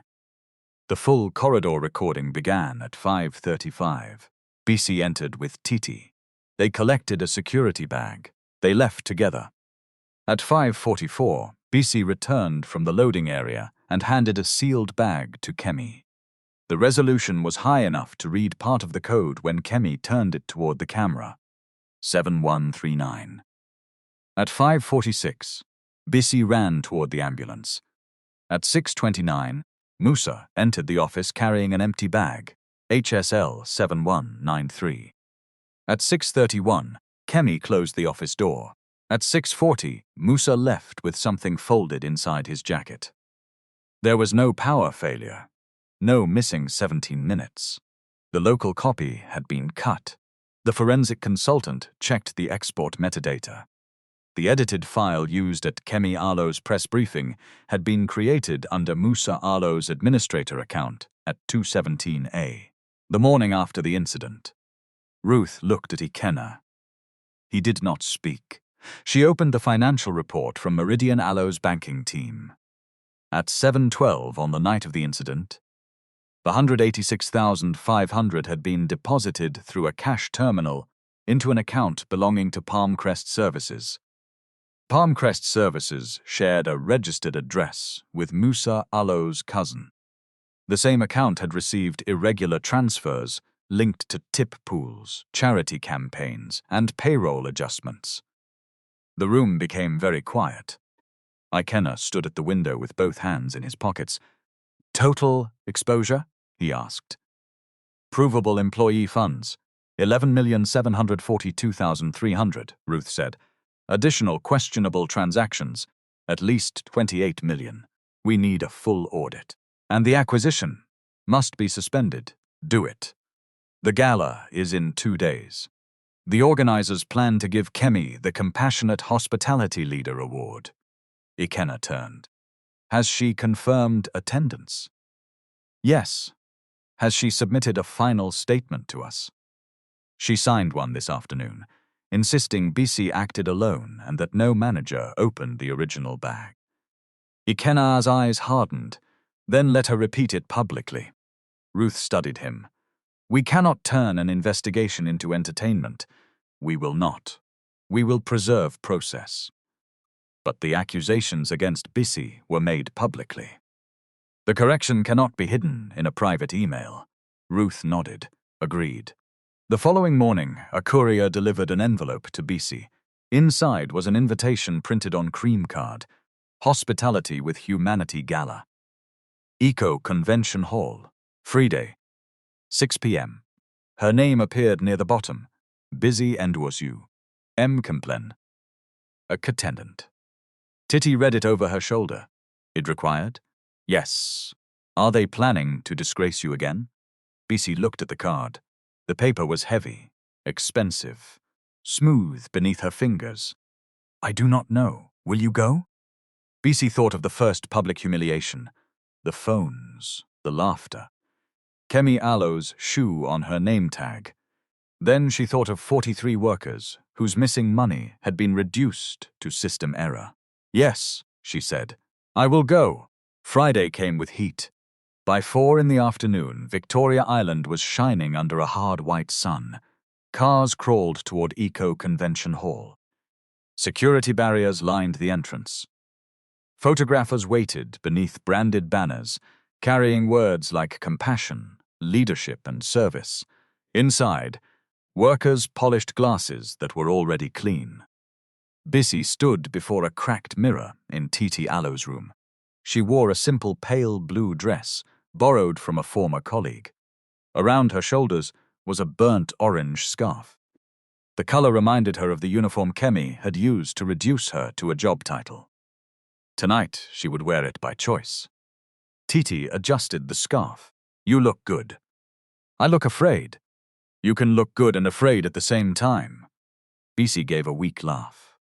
Titi wore a plain white blouse and a violet head wrap. Meridian had added her name to the witness list that morning.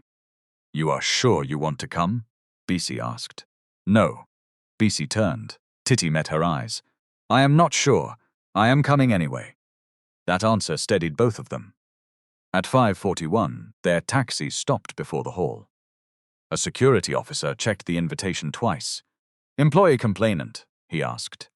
Yes, Bisi said. He looked at her face, then at the printed card. Recognition entered his eyes. He had seen the video. For 1 second, Bisi expected suspicion. Instead, he moved aside. Go in, Ma. The hall had been dressed in gold and dark blue. Round tables filled the floor. A stage rose at the front beneath a wide screen. On one side stood a glass trophy shaped like an open hand.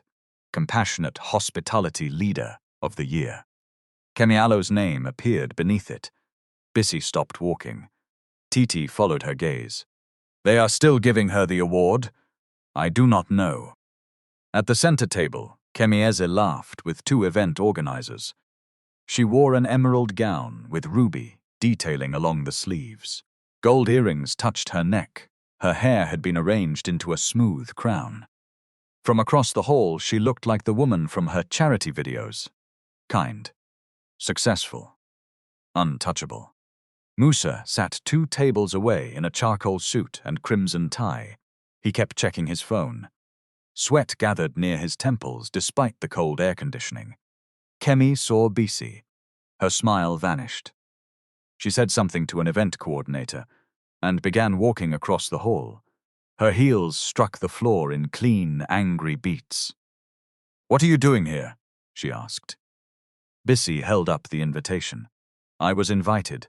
By whom? Meridian. Kemi snatched the card. Her eyes ran over the words. Then she laughed. Employee complainant. So that is what you are now? Professional victim? Titi stepped closer to Bisi. Kemi looked at her. And you. Kitchen gossip wearing white. Titi Alo's hands tightened. Bisi said, we are not here to fight you. Fight me? Kemi moved closer. Look around. These are ministers, executives, investors. People whose shoes cost more than your yearly rent. You think one invitation has made you equal? No. Kemi smiled. Good. It did not make me equal. I was already equal in dignity before the invitation. The smile disappeared. A waiter passing with a tray slowed for half a second. Kemi noticed. You still have not learned your level. Bisi looked at the trophy behind her. Maybe tonight everybody will learn their level. Kemi Alo's nostrils flared. She turned to a security supervisor. Remove these women. The supervisor hesitated. They have valid invitations, Ma. I am the award recipient and host partner. I said remove them. Bisi raised her voice, just enough for nearby tables to hear. My name appears in the disciplinary report being used for Meridian Alo's acquisition review. I have a right to hear what is said about me. Heads began turning. Kemi saw attention gathering and changed her face at once. She smiled for the room. Please do not create a scene, Bisi. You are still under investigation for stealing from a vulnerable elderly guest.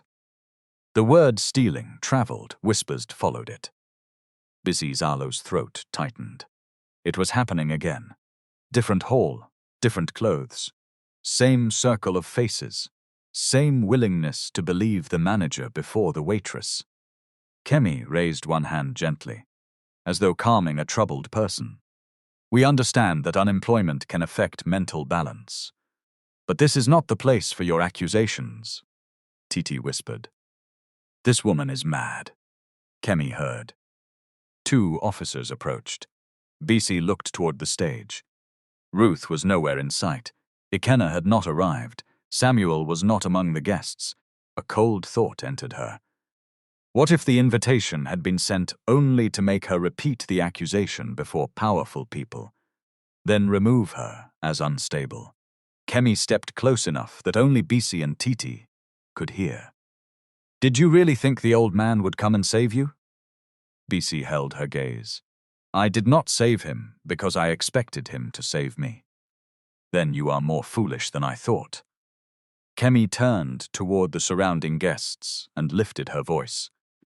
This former waitress has been spreading false allegations because she was dismissed for theft. We have video evidence. We have written reports.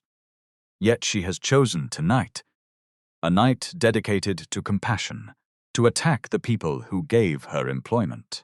A camera turned toward Bisi. Then another. Kemi spread her hands. Tell everybody about your old stranger. Tell them how you followed him to hospital after his money disappeared. Perhaps he will enter now and reward you for your performance. A few people laughed. Not many, but enough. Bisi felt heat rise behind her eyes. She did not answer immediately. She looked around the hall, at the trophy, at the waiters standing along the wall, at cleaners moving quietly behind curtains, at cooks who had prepared food they would never sit down to eat. Then she spoke. I followed him because he was confused and alone. I used my last money to buy what the hospital needed. I did not know his surname. I did not know his family. I did not know whether he could ever repay me. Kemi crossed her arms. Beautiful speech. It is not a speech. It is what happened. Then where is your old man? The side doors opened. No music played. No announcer shouted a name.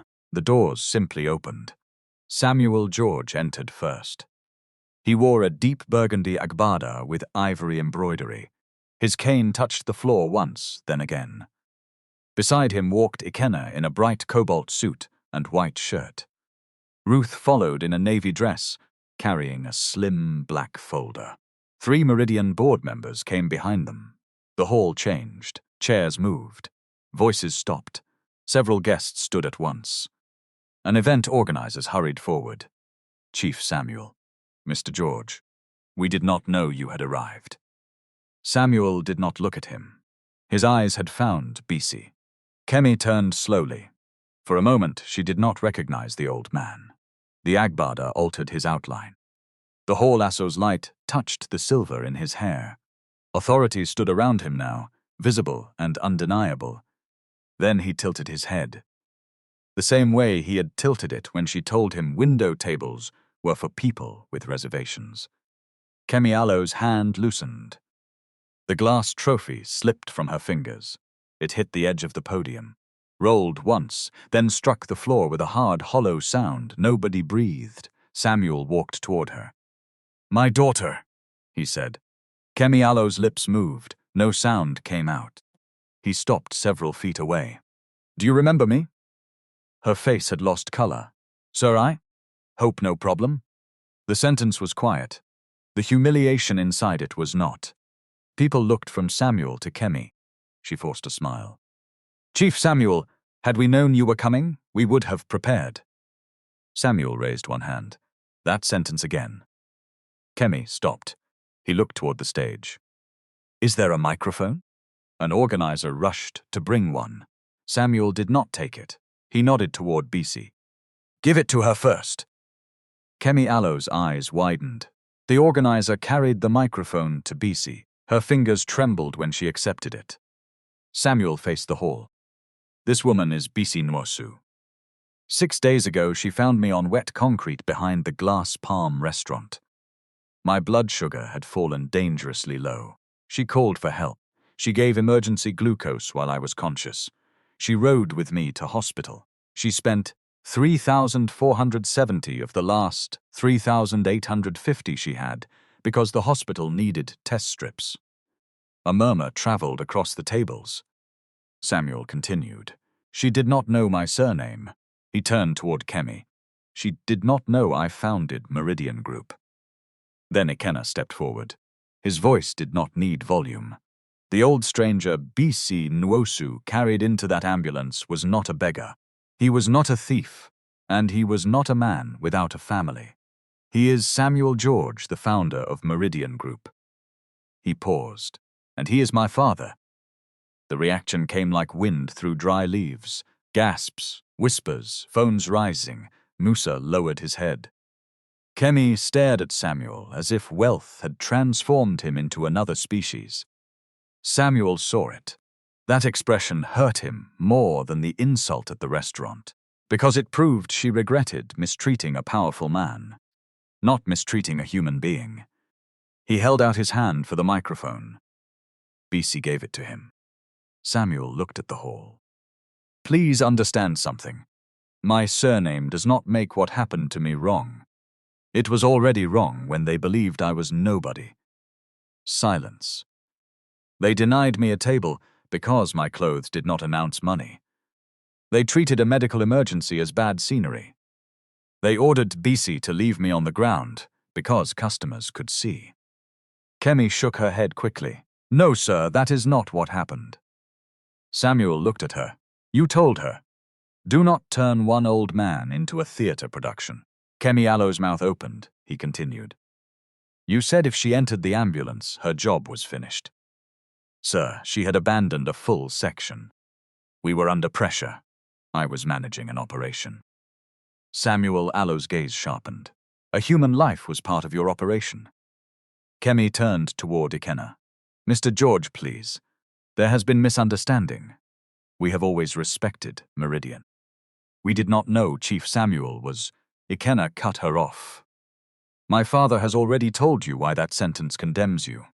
Kemi Alo's face began to shine with sweat. Ruth stepped onto the stage.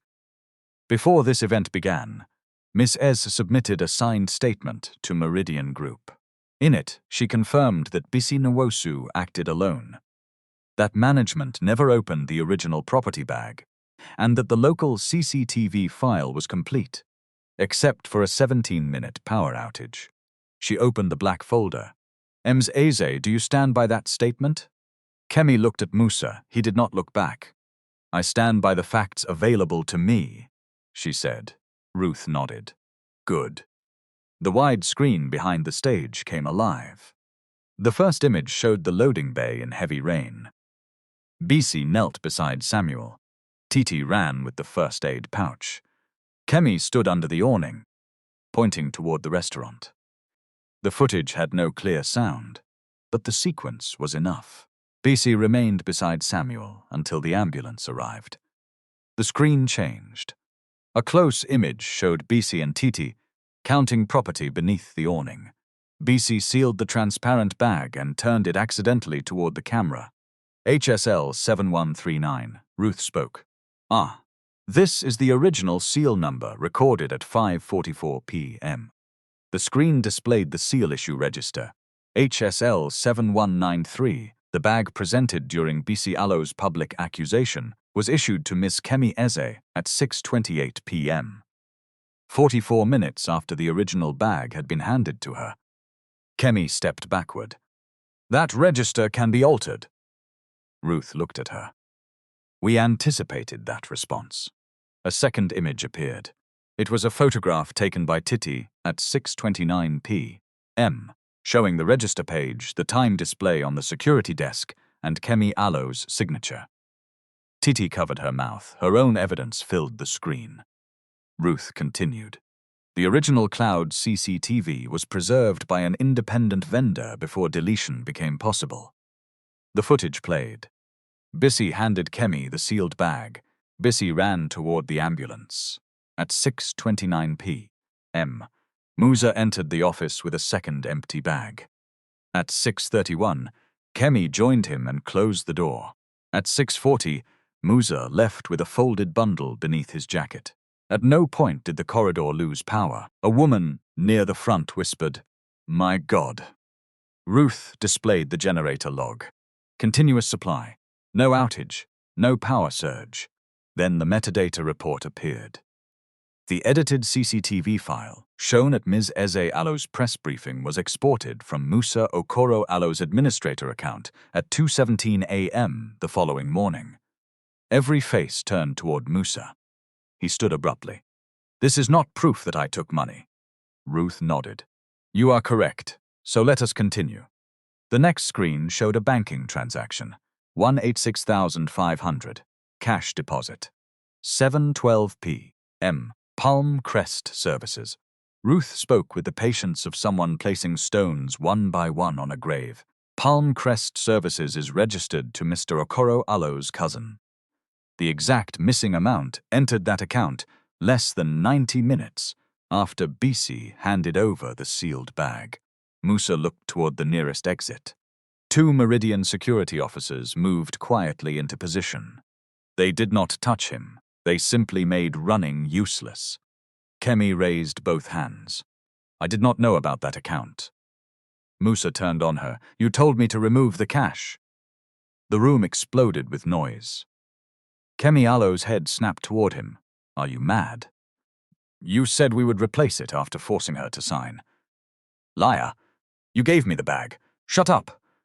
Musa laughed without humor. "Now you want to stand clean? You told me the girl was poor, and nobody would believe her." Kemi lunged toward him.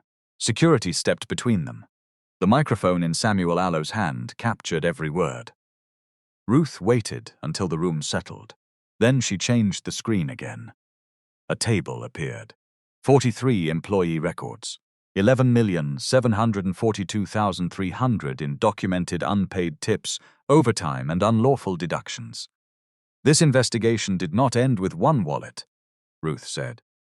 "Evidence provided by current and former workers indicates a broader pattern of payroll manipulation. Additional transactions linked to charity and staff welfare accounts are under forensic review." The meals, with Dignity campaign photograph, appeared beside an invoice for 250 meal packs. Then a kitchen production sheet showing only 80. Kemi shook her head. "These are internal accounting matters. They have nothing to do with Bisi." Bisi took the microphone from Samuel. "They have everything to do with me." Kemi looked at her. Bisi walked onto the stage. Her pale blue dress moved softly around her feet. The burnt orange scarf rested across her shoulders like a flag she had chosen for herself. "You used missing money to make people look dishonest," Bisi said. "When our tips disappeared, you called it reconciliation. When overtime disappeared, you called it system error. When charity money disappeared, you called it administration. But when one old man Allo's cash disappeared, you called the poorest woman in the room a thief." Applause started somewhere behind the hall. One person. Then 3, then many. Bisi raised her hand. The applause stopped. "I do not need clapping yet." The room quieted. "I need people to understand what happened." Everybody believed the manager because she wore a ruby blazer. Everybody doubted the waitress because I wore an apron. Nobody asked which person had access. Nobody asked who controlled the camera. Nobody asked who wrote the report. People only looked at our positions and decided which face could carry a crime. Kemi Allo's chin trembled. Bisi continued. "The worst thing was not losing my salary. It was watching strangers look at me as if poverty itself was evidence. Some guests lowered their phones. A waiter along the wall wiped his eyes. Bisi turned toward Kemi. "Oh, you told me to kneel." Kemi said nothing. "You slapped me because I refused to confess to your lie." Kemi Alo's lips moved. "I was under pressure." Bisi Alo's voice became quieter. "Pressure does not put character inside a person. It reveals what is already there." The sentence settled across the hall. Kemi Alo's shoulders dropped. Ikenna stepped to the microphone. "Effective immediately, Meridian Group has suspended all acquisition proceedings involving the glass palm. We have issued a legal preservation notice over payroll, charity, CCTV, and banking records. The matters presented tonight will be referred to the appropriate investigative and labor authorities." Kemi looked at him in panic. "Please, Mr. George, this can be resolved internally." "No. My career is not more valuable than 43 workers. Alo wages. I have served this industry for 14 years, and they served your customers while you removed money from their work." Kemi looked toward Samuel. "Chief, please. I did not know it was you." Samuel's face became sad. "That is the only apology you know." She began to cry, not neatly. Her makeup broke beneath her eyes. She reached for Samuel Alo's sleeve, but he stepped back. "Please show mercy." Bisi watched the woman who had ordered her to kneel. Around them, phones captured every second. The moment offered revenge. It would have been easy to demand that Kemi kneel now. Easy to make the hall shout. Easy to return humiliation in the same shape it had arrived. Bisi lifted the microphone. "Do not kneel." Kemi looked at her. "I will never ask another human being to kneel for my satisfaction. Stand and answer for what you did." The hall became silent again. Samuel closed his eyes briefly. That was the moment he understood Bisi Alo's courage completely. She did not want Kemi crushed. She wanted the harm repaired. Ruth addressed the organizers. Meridian Group requested that the award decision be reviewed before tonight. The event chairperson walked onto the stage. Her hands shook slightly as she lifted the glass trophy from where an assistant had placed it after the fall. In light of verified evidence and pending investigations, the Compassionate Hospitality Leader Award is withdrawn. She removed the nameplate carrying Kemi Eze Ilo's name. A photographer Alo's flash burst across Kemi Alo's face. Samuel took the microphone. "Do not give the award to Bisi." People murmured in surprise. He continued. "Kindness should not become a decoration powerful people hang around one person Alo's neck. If you need a trophy before you treat somebody well, you have missed the lesson." He turned toward the workers standing along the walls. "Please come forward." Nobody moved at first. Samuel pointed gently. "The waiters, kitchen staff, cleaners, security officers, drivers, come and sit." An organizer looked worried. "Chief, those seats are assigned to..." Samuel turned to people. The organizer stopped. Samuel faced the workers again. "Come." One waitress stepped forward, then a cleaner, then 2 cooks. Soon, workers moved from the walls and service corridors into empty chairs near the stage. Some guests shifted their bags to make room. Others stood and offered seats. Titi walked forward last. Bisi reached down and pulled her onto the stage. Titi whispered, "My legs are not working. Let them shake." Ruth gave Bisi the microphone again. "What remedy are you seeking?" she asked. The question was formal. The answer would shape everything after the noise. Bisi looked at the list of workers on the screen. First, every person should receive the money owed to them. Not a favor, not a gift, their money. Ikenna nodded, agreed.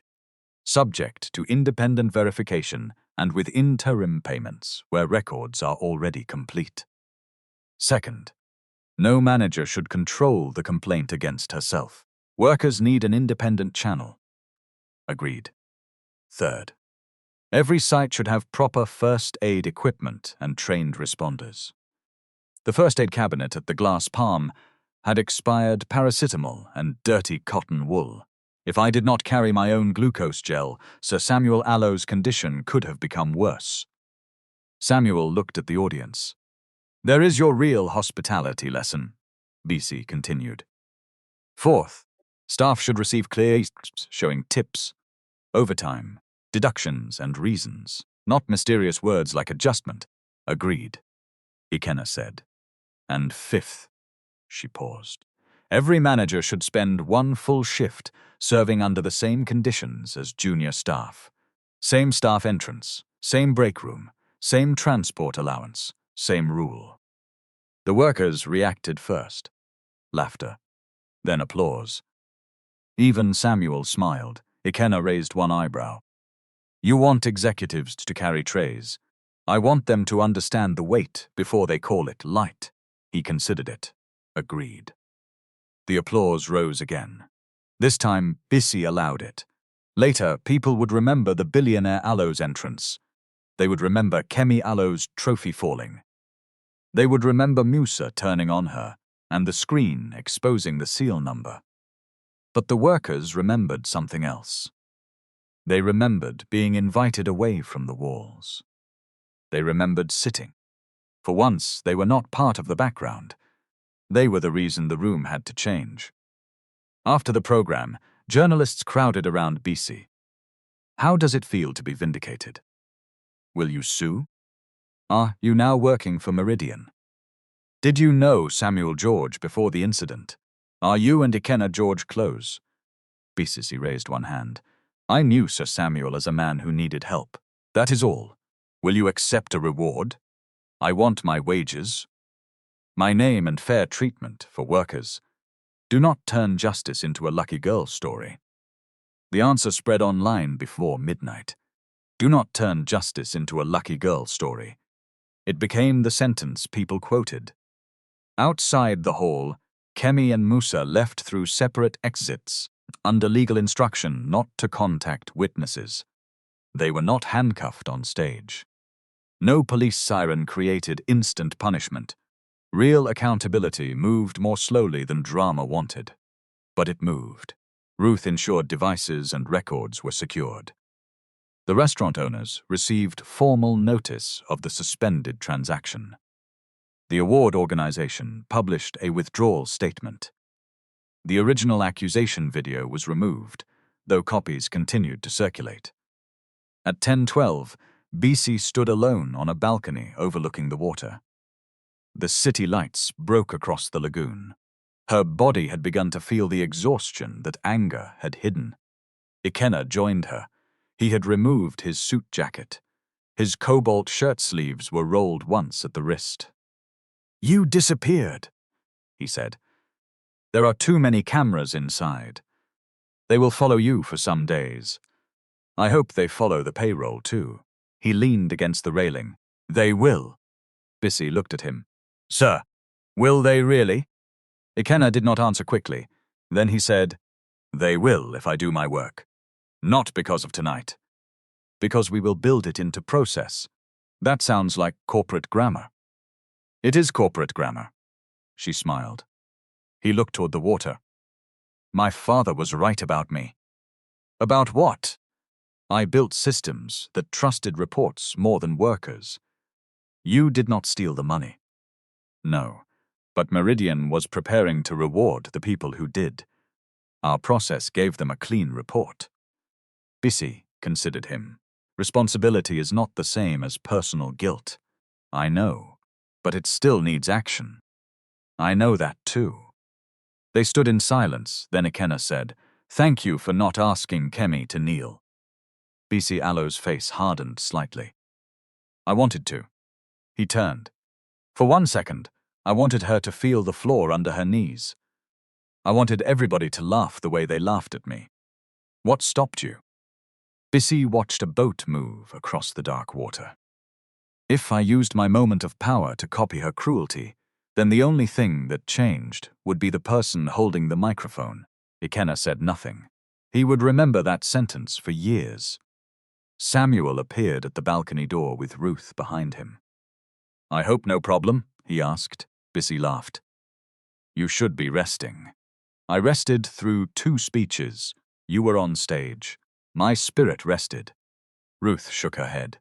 Samuel reached into the inner pocket of his agbada and brought out a folded piece of paper inside a transparent sleeve. He handed it to Bisi. It was the pharmacy receipt. Her name, the date. 3,470. The paper had been pressed flat. I thought you had a copy, she said. This is the original. The hospital found it with your details. Why did you preserve it like a certificate?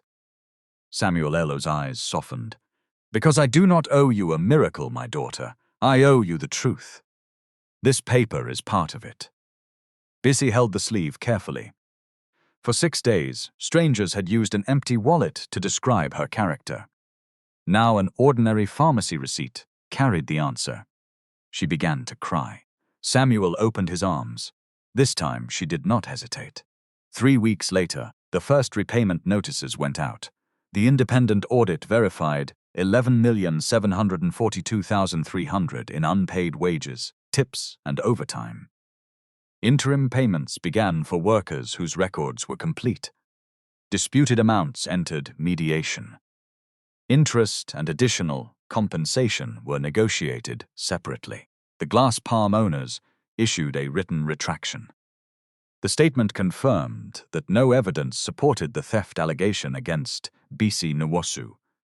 It acknowledged that edited footage and inaccurate management reports had been used publicly. It apologized for the harm to her reputation. Bisi read the statement twice. Then she asked Ruth to change one line. It said, "We regret any distress caused." Bisi circled the words "any distress." That sounds like the distress fell from the sky. Ruth nodded. What do you want? We caused serious harm to Ms. Nwosu Alo's reputation and livelihood. Ruth replaced the sentence. The owners signed it. Kemi and Musa were dismissed after separate disciplinary proceedings. Their dismissals did not end the matter. Financial investigators reviewed the Palmcrest Services account. Labor authorities examined wage records. The charity campaign expenses entered a broader audit. Musa first denied everything. Then he blamed Kemi. Then he admitted moving the cash, but claimed he had intended to return it. Kemi said Musa had acted beyond instruction. Messages recovered from their phones contradicted both of them. There was no dramatic prison gate closing the next morning. There were interviews, summonses, lawyers, frozen accounts, hearings, and months of documents. Accountability came page by page. Kemi lost the regional director position she had expected. Industry organizations removed her from panels. The award video disappeared from the event company ELO's website. Friends who once praised her leadership stopped answering calls. But Bisi did not celebrate every loss. She wanted repair, not endless hunger for another person Alo's collapse. When a journalist asked whether Kemi deserved to suffer, Bisi answered, She deserves consequences equal to what she did. Suffering is not a policy. The journalist looked disappointed. Pain was easier to sell than principle. Titi received her withheld overtime and a formal apology for retaliatory suspension. Her father, Alo's medicine, was paid from her own recovered wages, not from a secret gift. That mattered to her. I bought it with money I already worked for, she told Bisi. See how dignity can enter pharmacy receipt. Bisi laughed until tears came. The glass palm remained closed for 11 weeks, while ownership replaced management, repaired safety systems, and completed labor review. When it reopened, it no longer displayed Kemi Alo's charity photographs. A new sign appeared beside the staff entrance. All work has dignity. Below it was a confidential hotline not controlled by local management. The first aid cabinet contained glucose gel, sterile gauze, gloves, bandages, an automated external defibrillator, and a monthly inspection sheet. 16 workers completed certified emergency training. The restaurant also introduced tamper-evident property bags with barcode scanning. Every handover required 2 signatures and a digital timestamp. Nobody could quietly replace HSL 7139 with HSL 7193 again. Ikenna kept his word about managers serving shifts. He was the first. At 7:30 on a Saturday morning, Meridian staff watched their chief executive enter through the glass Palm Aloe's rear gate, wearing a cobalt blue service jacket and pale grey apron. Bisi stood beside the duty supervisor with her arms folded. "Nolo, you are late," she said. Ikenna checked his watch. By 40 seconds. "Should we deduct 2,000? He looked at her. Titty covered her mouth. Samuel, sitting at a corner table, began laughing. Ikenna tied the apron. Fair point. His first tray carried 4 glasses of water. He spilled one before reaching the table. His second customer changed an order 3 times and blamed him for the delay. A man at table 8 snapped his fingers for attention. A woman asked why he was moving like government work. By noon, his feet hurt. By 2, he had learned that a 5-minute break could disappear because one guest wanted a birthday video retaken. At 3:12, he entered the staff room and saw the chairs, the lockers and the narrow window. "This is where 54 workers take breaks," he asked. "Not together," Bisi said. "There would be no oxygen." He looked around. "It is unacceptable. It was in your due diligence report, listed as adequate staff welfare space. Me reports can lie without using false words." He nodded. The room was renovated within a month. Not because a billionaire had suddenly become generous. Because he had finally stood where the workers stood. Bisi Aloe's certificate admission had expired during the dispute. Meridian offered to pay for her to restart the program. She refused the first version of the offer. It called the payment a reward for heroism. "I do not want a hero scholarship," she told Ruth. "What would you accept?" "A workforce development scholarship open to service workers who lost training because of wage violations." Ruth smiled. "You do not like private solutions. Private solutions help one person and leave the broken door open." Meridian created the program with 12 places in the first intake. Bisi applied. So did 47 others. She passed the assessment and completed the hospitality management certificate 6 months later. Samuel attended the graduation in his mustard cardigan. He carried a packed meal and showed it to her before the ceremony. "See, I have eaten." Bisi inspected the container. "Nan half rice and grilled fish, and vegetables. Medicine?" "After food." "Good. You have turned into my second doctor. Your first doctor is clearly not strict enough." Samuel shook his head, smiling. Ikenna arrived 20 minutes later from a board meeting. He wore a cobalt suit, but Bisi noticed he had kept the plain service wristband from the manager shift inside his briefcase. He had changed in small ways. He asked junior staff questions without their supervisors present. He demanded anonymous response channels.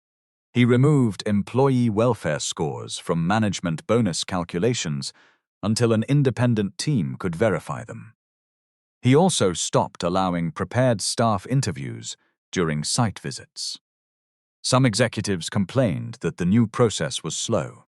Ikenna answered, "A fast lie is not efficient."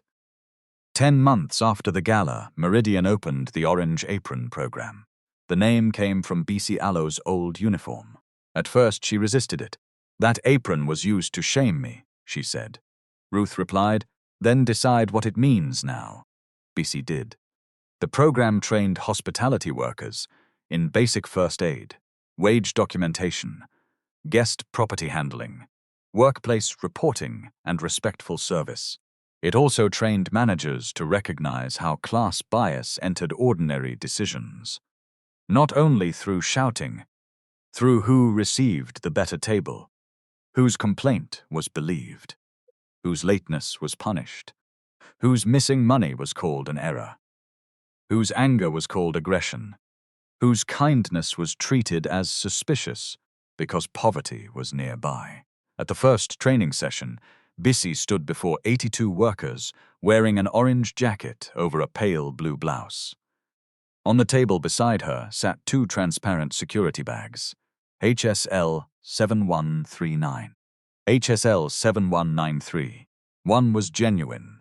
One represented replacement and deception. She held them up.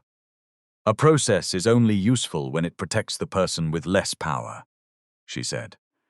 If only managers can control records, then records can become weapons.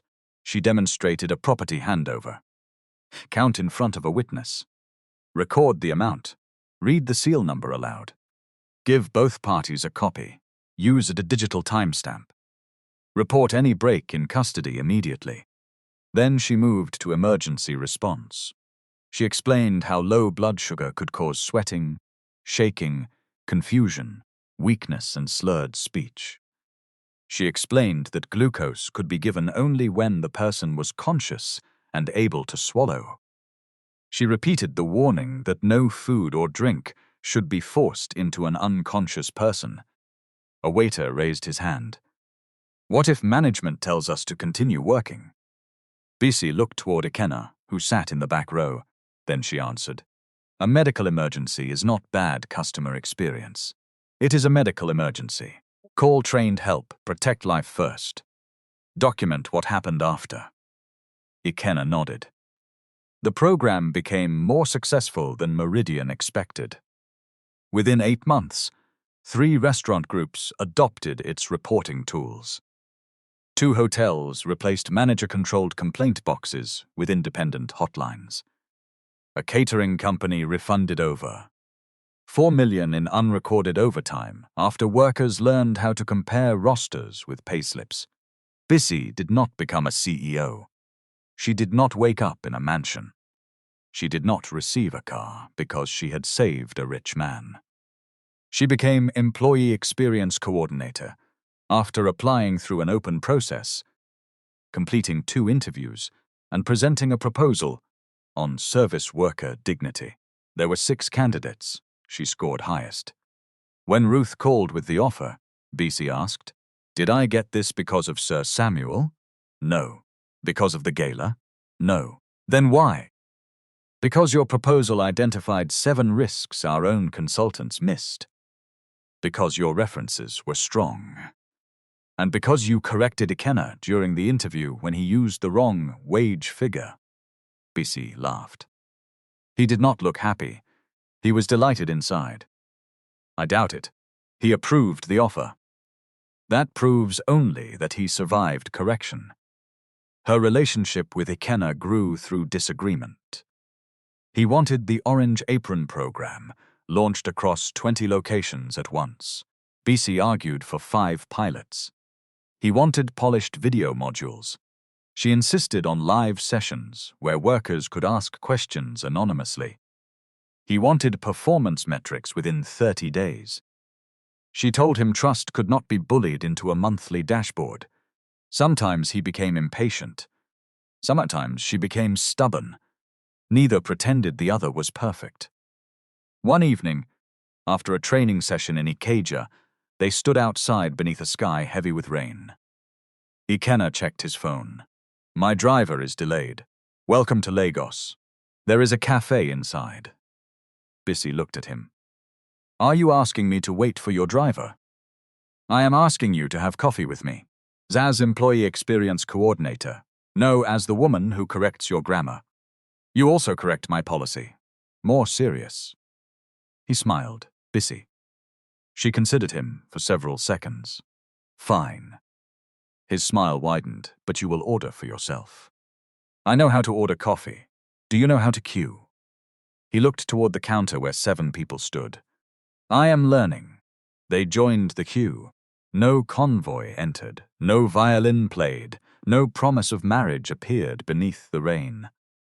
Only 2 people who had met, because one life had nearly ended, and another life had nearly been destroyed. Respect came first. Anything else would have to grow honestly. Kemi Alo's life also continued. Consequences did not erase her existence.